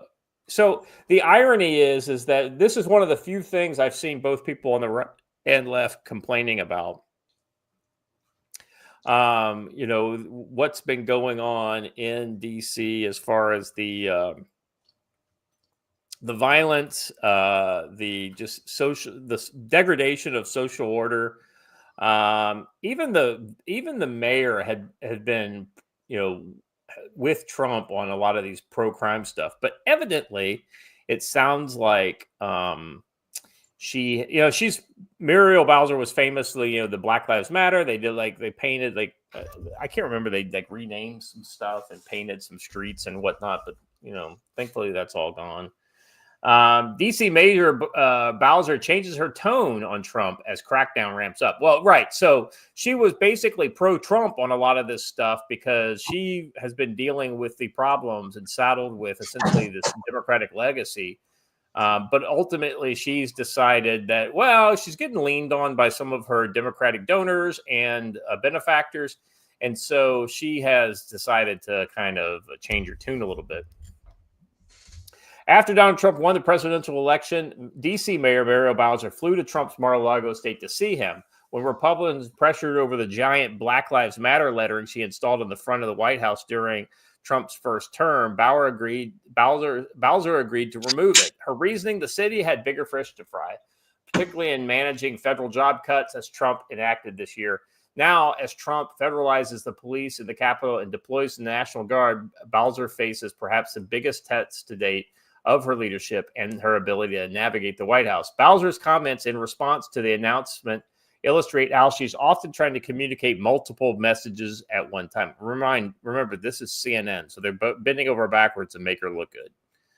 Describing Trump's executive action as unsettling and unprecedented, Bowser on Monday blasted the city's lack of full autonomy without personalizing and frustrating that or criticizing Trump directly. I can't say that given some of the rhetoric in the past that we're totally surprised, she said. Minutes later, she suggested that federal intervention may work because she really wants him to do it. She just can't say it full-throatedly. To the city's benefit, and told reporters that she didn't have the legal authority to stop Trump's plans. Yeah, you don't. It's, believe it or not, as everybody always says that Trump's an authoritarian, he almost always follows the law. When he actually, he talks around the law a lot, but generally when he follows the law, it's kind of hard to criticize. Well, it's because he has a million advisors who are going to make sure, he doesn't. Right. Exactly right. And it's one thing to talk. It's another thing to act. Is that Washington, D.C. should not have residents and permanent lifelong people. Exactly right. There it is. And it actually is officially called the Military District of Washington. Therefore, this isn't all that crazy of a plan. I just think the timing was, could have been better. So. And let's be honest, some of our criticisms on Monday relied on some of the media reports, which was very bellicose in how they were saying the National Guard was going to be used. Now, since then, we have found out that the National Guard stayed on Title 32 and is being used in non-law enforcement support roles in order to support federal and city law enforcement that are essentially blitzing the streets. And we've got some video of what some of that looks like. Let's see. Bowser struck a stronger tone during a virtual conversation with community leaders on Tuesday, asked what residents could do. This is time where community needs to jump in, and we all need to do what we can in our space, in our lane, to protect our city and protect our autonomy, to protect our home rule and get on the other side of this guy and make sure we elect a Democratic House so that we can have a backstop against this authoritarian push. Now, Joe, you tell me what's authoritarian about giving people a safe city to live in. Right? I mean, literally, it's not authoritarian. It's attempting to enforce the rule of law in a place where it hasn't existed. Remember, the biggest story of this is what he should be advertising right now. Remember during the riots, the 12 and 13-year-old girls who carjacked the Muslim Muslim taxi driver and killed him. Yeah. And they all got literally no punishment for it. That right there is the case for this, right? Yeah, that's exactly. And it happened right in front of National Guards members who were there in the city at the time. Yeah. Let's see. The crime scene in D.C. Most damaging to every Americans is at 12,000 or 1600 Pennsylvania Avenue. That's Hakeem Jeffries referencing Donald Trump. You know what's funny? Once the armed men around her no longer reported to her and reported to the federal government, her tone changed very quickly. When you get someone in that kind of position of power in a lawless city, where her security detail leans is where she ends up leaning, right? Mm-hmm. The guys who guard my life, I'm going to start maybe paying a little more attention to them. So, Christina Henderson, a member of the D.C. Council, suggested she empathized with the difficult balance Bowser is trying to strike. She noted that only in 1973 did Congress allow D.C. residents to elect a mayor.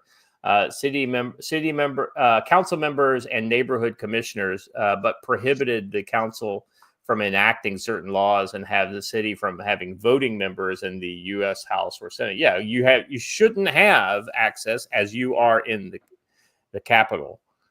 Do you not want to be the mayor that loses home rule? There is no mayor after you. Said yeah. So this is right on the money, right? It's like they have given Trump no choice. They have turned the city into a cesspool. Now you can say, well, the crime is going down. Well, a 2 or 3 or 4% reduction on massive murder crime rate is not an improvement. It's still higher than Chicago. And for the record, it's just a change in classification. Right? Exactly right. And there was cooking the books too. Now that we found out, that's what I mean. I stopped reporting drunk drivers who kill people as a homicide, and I report them as a motor vehicle accident with death. It's very different, right? And then all of a sudden, my homicide number goes down. Or I report people with gunshot wounds who died as COVID deaths. It's no longer homicide. All right, I've had enough of this CNN bullshit here. Let's look at the next one. This is the Hill. DC Police Union Chair supports Trump takeover. Of course he does, because he's actually supporting the police in the city. The head of the DC Police Union praised Trump's temporary takeover of the Metropolitan Police Department and deploying of National Guard troops. By the way, that's another thing people aren't emphasizing enough. This is temporary. This is not permanent. He hasn't revoked home rule or anything like that. He's basically. Well, I think that's exactly why her tone has changed. Her lawyers were like, "Hey, look, if you want to survive this politically and not have him eliminate your position, which he can do under the Home Rule Act, maybe you should just kind of go along with it a little bit, right?" Let's see. We stand with the president in recognizing that Washington, D.C. cannot continue this trajectory, Union Chair Greg Pemberman said in a statement. Crime is out of control and our officers are stretched beyond their limits. The federal intervention is a critical stopgap, but the MPD needs proper staffing and support to thrive. According to recent estimates, MPD's force is about 500 officers short of its 4,000 officer allotment, and it's at the lowest staffing level in decade. Critics of Trump's move have pointed to falling crime rates in the district to knock the president's sweeping moves to bolster local crime-fighting efforts and the police union. Trump and others have questioned the statistics that show decrease in violent crimes. Pemberton, who has long been a critic of D.C.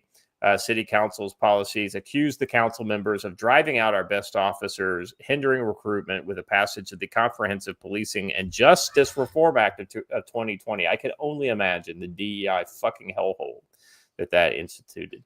No one in the council has the courage to repeal this or any of the other 26 sections that destroyed our police department.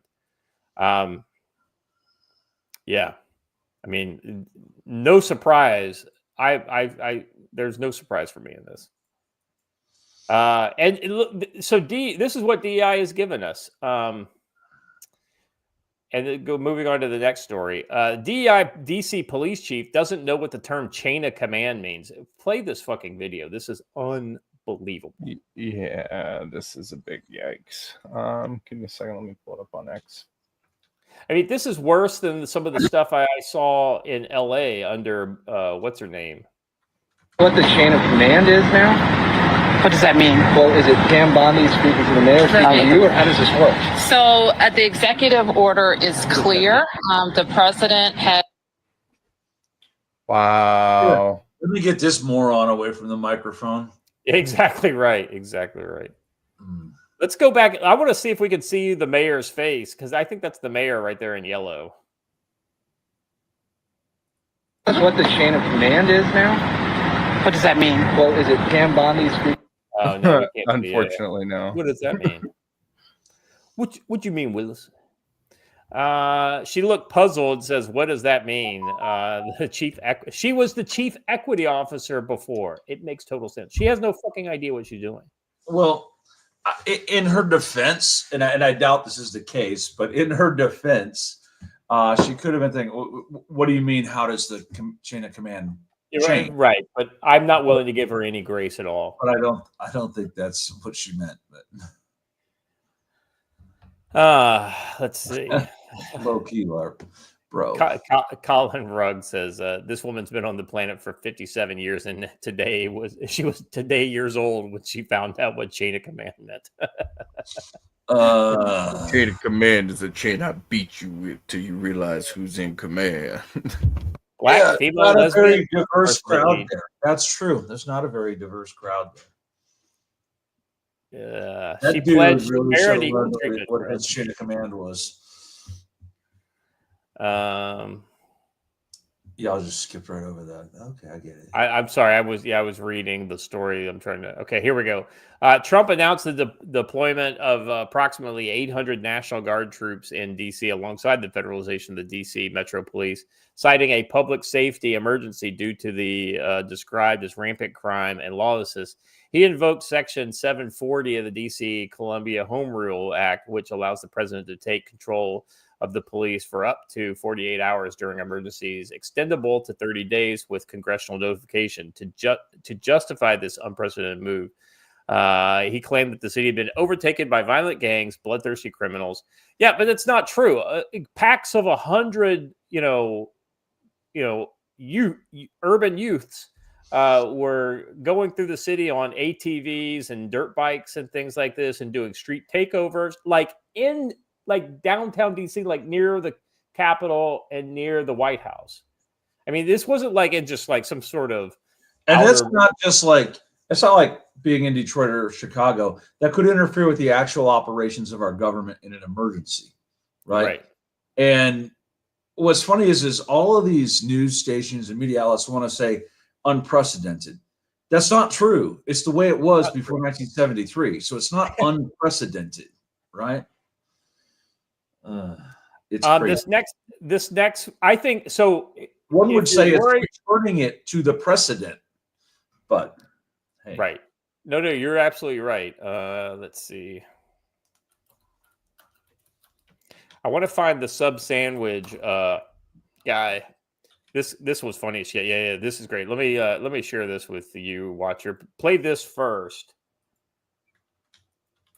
So everybody hears about this.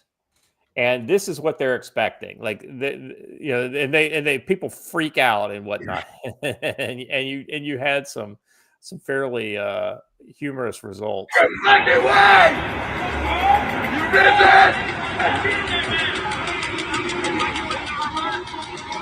Motherfucker!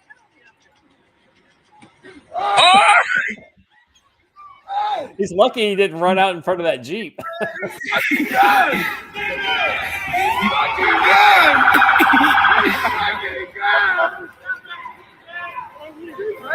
I mean, what was he thinking? There's like a ton of fucking cops there, and they had they had several cop cars right there too. That was just silly. Well, that's silly, but I'm heartened by the kind of stuff that you see in this next thing, because let's be honest, right? Community policing is often one of the most effective techniques. It's where you go out and you actually talk to people, and it's not about like busting people.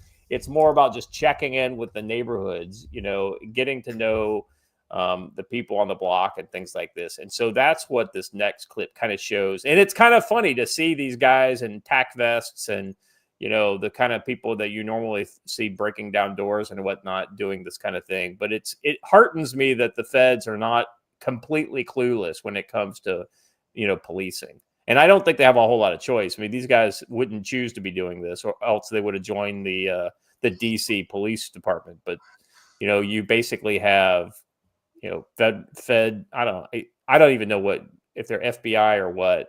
If you go to the next link, not that one. If you look at the show notes, you see the one I've got highlighted. Nope. All right, I'll just drop it in the private chat since you. Oh, I'm muted. Sorry. No. Sorry. I thought there was another link on the other one you had sent in the private chat, so I was trying to figure that out. No. This is actually on the show notes. No, I live right here. Okay. Cool. It's a cigarette. Back up, so you can hear. He basically rolls up on him and asks him for his ID. Y'all stay in that trouble? You got your ID on you, Chip? No, I live right here. Okay. Cool. It's a cigarette. All right, come on. Did y'all get a call or something about right here? No, so we're doing checks, keeping everybody safe down here, right? Have you heard of the federal surge that Donald Trump's putting out? No. Right. You don't follow like No. Code 3, anything like that people are putting up? All right, so yeah, Trump's got all federal agencies kind of coming together 7 days and going out, trying to stop the violent crime, all kind of stuff. So we're out here contacting people, talking to them, right? Quality of life offenses, smoking, drinking in public, right? Can't happen outside, right? Most people know that. Is that guy U.S. Park Police? Is that what it says? Trying to advise them of the law so they learn, right? The U.S. Park Police have jurisdiction throughout Washington, D.C. And then there's other stuff going on where it turns into there's multiple agencies of somebody, there's shooting and things like that. So there's extra hands available, all right? So we're just out here trying to inform people and educate people. It's not like we're trying to just go grab people and ruin someone's life over a joint or something like that, all right? I only asked because when you walked up, at the moment you walked up, you only asked me. Yeah, well, it smelled like the odor of marijuana, burnt marijuana in the air, right? And you're the oned guy that had something lit in your hand, and I didn't flash you, so I didn't realize it was just a cigarette. So that's on me. I appreciate you understanding and not getting chippy. All right, so just know, right? Learn. No, let's be honest. I didn't realize you were recording when I first walked up, bro. My bad. Well, I mean, he's got his phone up. I get how you're showing this as a good example, but what was his first inclination as a police officer in that scenario? What was the first thing he said? Yeah, checking his ID. He asked for his ID. You got your ID? I don't have to identify myself. I think the first thing he said was like, "You guys have a good day," something like that. Yeah, he said, "Are you guys staying out of trouble?" Then he said, "You got your ID." You're not required to identify yourself to the police unless you are actually being arrested for a crime. Well, the irony is he only asked once and he didn't like press it, and he kind of backed off. He saw the camera. He saw that it was being recorded. I get it. Yeah, they did a fine job going up there talking to them, but here's the interesting. His inclination was authoritarianism. Hey man, show me your ID. Yeah, police will always be involved in authoritarian, even in the best cases. I mean, so that being said, do we want anarchy or some amount of authority, in urban areas? And I think, hey, Garrett Pace, yes, you're required to have ID. You're just not required to show it. So he doesn't have to show it. Well, now if you do what is appear to be breaking the law and they go to detain you to investigate what's going on. So like, for instance, if they're smoking marijuana in a public place and they're, which is, I guess, illegal based on what he says in this, that would then be it's federal land. Therefore, federal law would apply. Yeah. Yeah. That you could have possession of up to 2 ounces in DC of marijuana. Did you know this? That's the city ordinance. Unless you're stopped by the feds. No.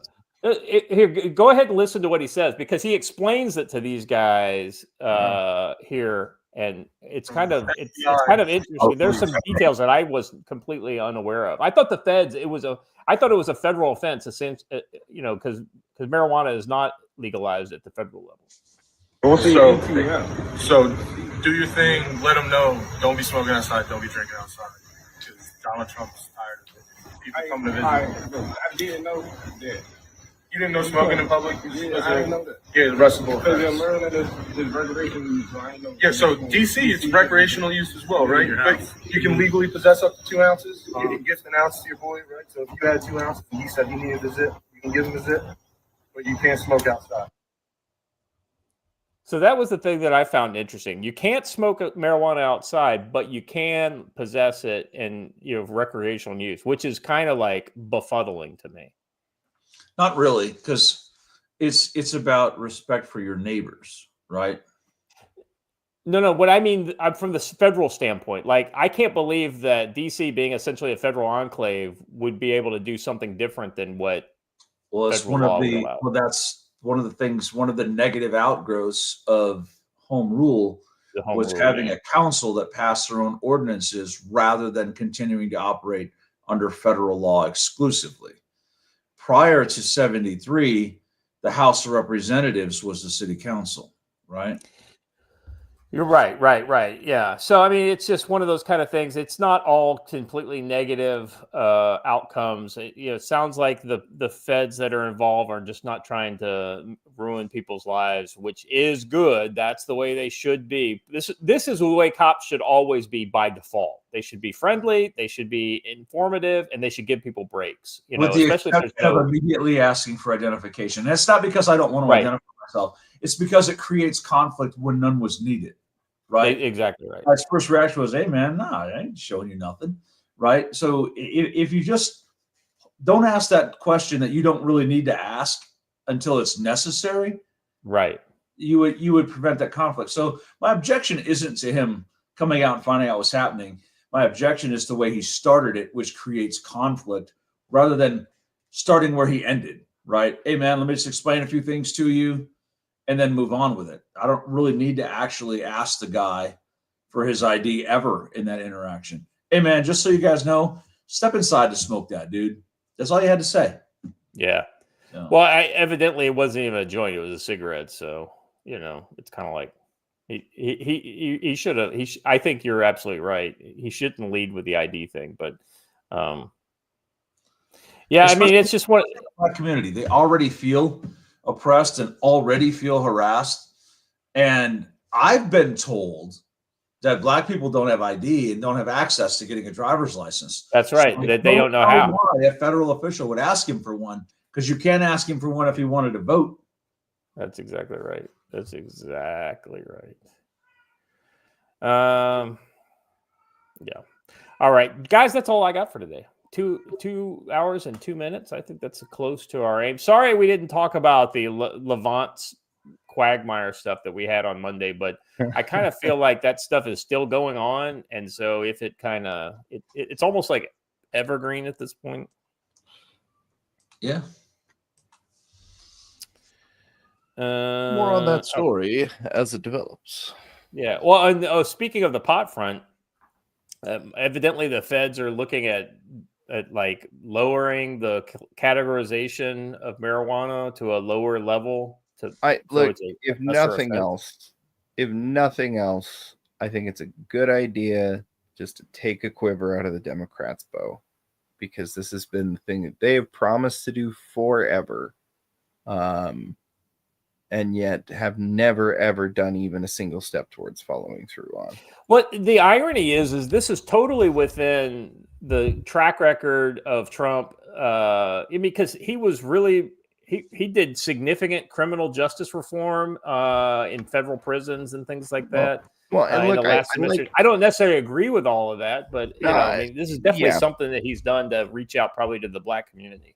No, and I like it as a first step too, because it is the schedule that it is, it makes it so that people who want to do research on how harmful or not harmful or potentially beneficial, all that kind of stuff, they have an unbefucking-leavably hard time being able to do any kind of research on it.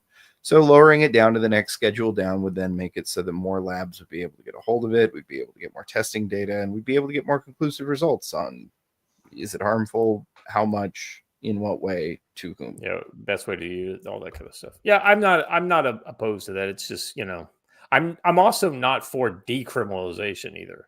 Well, and that's what I'm saying is I'm glad that we didn't jump straight into that. Lowering the scheduling would be the way to go for now. And if we find out, that the hippies were completely right, which I don't think is probably accurate, but if we find out that the hippies were completely right, then yeah, we can at that point talk about changing it. But this at least opens the door. Let me tell you why I know the hippies are not right. My uncle has smoked copious amounts of weed since the 70s. Yeah. And over the 27 years of Allison and I's relationship, he has repeatedly, every single year, asked her what her name was. So she said this year she finally figured it out. She goes, you know what? Every year, I should have given Uncle Kevin a different name. That would have been the best way to handle that. But that would have been funny. It would have been.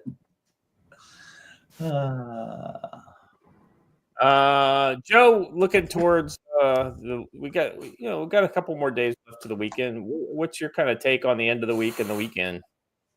I think you are going to, despite early success, you're going to see leftists buffoonery related to the DC decision, and his even sillier idea and comment. This is another Trump slip of the tongue about we could do the same thing in Chicago, Detroit, and LA. No, actually, you cannot. You don't have a legal basis to, right?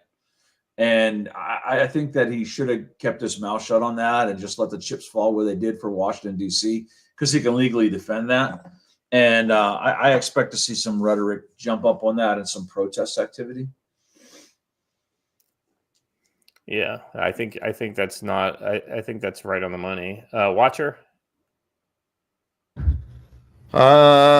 Just predictions for this week. I would say look for the leftists to do something really stupid. And I don't mean like a bang type of stupid. I mean like a we're going to launch national protests in cities around the U.S. to and get like 37 people. Yeah, exactly. To drive this tyrant out. And it's going to be like a bunch of old boomers and like exactly, 20 college students that all look embarrassed and slink off to the side when they see the other people there.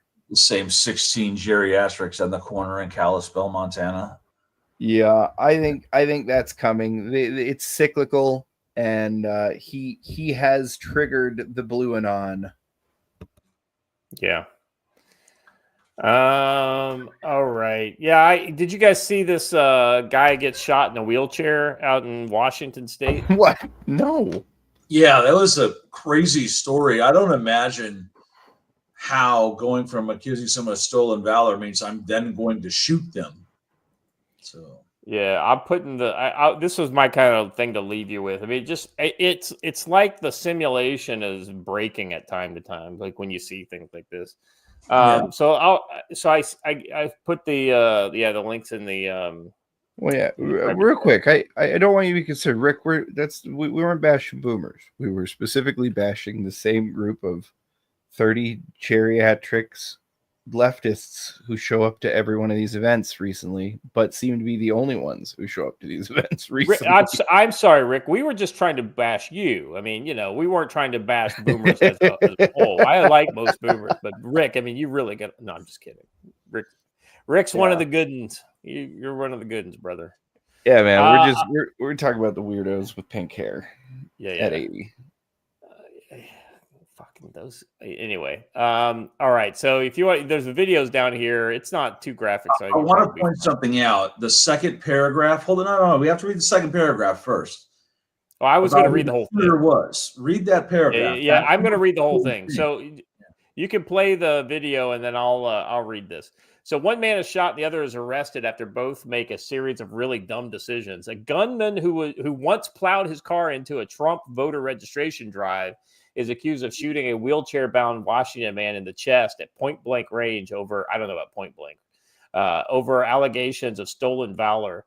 The chaos unfolded in downtown Seattle after along the popular Alaskan Way boardwalk on July 31st when the suspect shooter Gregory Tim allegedly confronted a 60-year-old man about his military service. Como News reported, citing charging documents, the prosecutors alleged Tim, 32, demanded to see the victim's military ID and removed a military patch from the victim's belongings. So he assaulted him moments before the shooting. He robbed him, right. This prompted the victim to unholster what investigators identified as an airsoft gun. Yeah, that's a dumb idea to carry an airsoft gun. According to the video obtained by the outlet, Tim stepped back and reached into his bag, aimed a real pistol at the victim, and then pulled the trigger. Tim was arrested by officers at the scene without incident and charged with a first-degree assault, a Class A felony. He is being held for $750,000 bail. Let's not forget the part where he limp wrists it and then stovepipes himself after a single round. Yeah. He was going to shoot more. You can see he was. Yeah. He basically was, and he's not even looking at the weapon as he's clearing it. And he realizes he's kind of like, oh, this is really dumb. Oh no, he's still screaming shit at the victim. I've got the sound off, but he's still screaming shit at the victim. He's talking shit.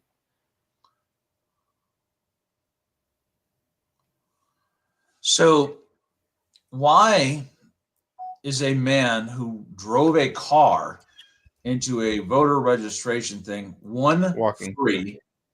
Two, in possession of a firearm. In Washington, where it's In Washington. very, very, very heavy gun regulations. So, I mean, you'd think that they'd do a background check there, but crazy. All right. Anyway, I just wanted to leave you guys with that. More stupidity like this to follow, I'm sure. On the weekly today, basis. so we'll see how that goes. Oh, is it the Montana State Fair? Now, the Northwest Montana Fair. Montana's so big, they don't have one big fair. They have regional fair. And this one's for like the 5 counties up this way. And the missus is working at it, and I've been instructed to deliver several things to her. Oh, fun. Yeah. That's why I got the cargo bike. That's coming today. But that's why I got the cargo bike, is for deliveries in and out of fair, because that shit gets crazy. I predict that by the end of the week, you will be sick of doing lawn work. I'm enjoying it so far. It's good. It's good to be out in the sunshine. All right. I don't know. Yogi was out running around on the zero turn here yesterday, and it was like 93, and he was like, "Nah, man, it sucks." Well, riding a definitely got mower nothing in for it. 93 is way easier than carrying a fucking rucksack in 93, which is actually it wasn't That's quite true. 93. It was like 90 during my ruck march the other day. So that was Here's the weirdest thing about Montana. It'll be like 50 degrees when you wake up, and then it'll be 95 in the afternoon. Yeah. It's that Like, thin it air. should just be hot all day, not. I tried to watch the meteor storm last night, or meteor shower last night, but there were too many bugs. Joe Chat wants to know, are you going to eat funnel cake? Oh yeah. You got to have a funnel cake at the fair, Joe. Yeah, that's a given, dude. That 100%, and a corn dog, and all the good stuff, right? Joe strikes me as a turkey leg kind of man. Hey, look, an Italian sausage and an Indian taco. Which, if you've never been in the American West, get an Indian taco every chance you get. Oh yeah. And it's a good time. It's a good time. One final last word here. This is from OSINT Defender. So he's one of the pro US OSINT guys. An MQ-9B Guardian, which is an unarmed predator with U.S. Custom and Border Protection, going by the call sign of Troy 701, was orbiting for several hours earlier today west of Mexico City near the Valle de Bravo Reservoir in the state of Mexico. I'm just saying, Joe, it sounds like weren't we just talking about predators down in Mexico? Y'all can't do what you want here, and we're like, watch us. Watch us. I don't know, man. I think that statement was more meant as a self-preservation thing. See, I'm not working with the Americans. See. While she works with the Americans, in office politically amongst her constituents. Yeah, it was tough talk when she knows she's going to let us do whatever we want. Because what's Mexico going to do? Shoot down an American plane? No. Try to arrest some SEALs or Green Berets? No. All right, guys. That's all I got for today. Thank you, Joe. Thank you, Watcher Chat. You guys were awesome as always. If you haven't done already, please like the video, subscribe to the channel, hit the bell for notifications. Let your friends know that Council of Future Conflicts gives you new info that you're not getting anywhere else. At least I hope you aren't. You're definitely not getting mine and Joe's unhinged rants and Watchers. Hold on a second, guys. His words of wisdom, right? So I appreciate that, and as always, we will be back on Friday, same bat time, same bat channel, and you guys all stay safe.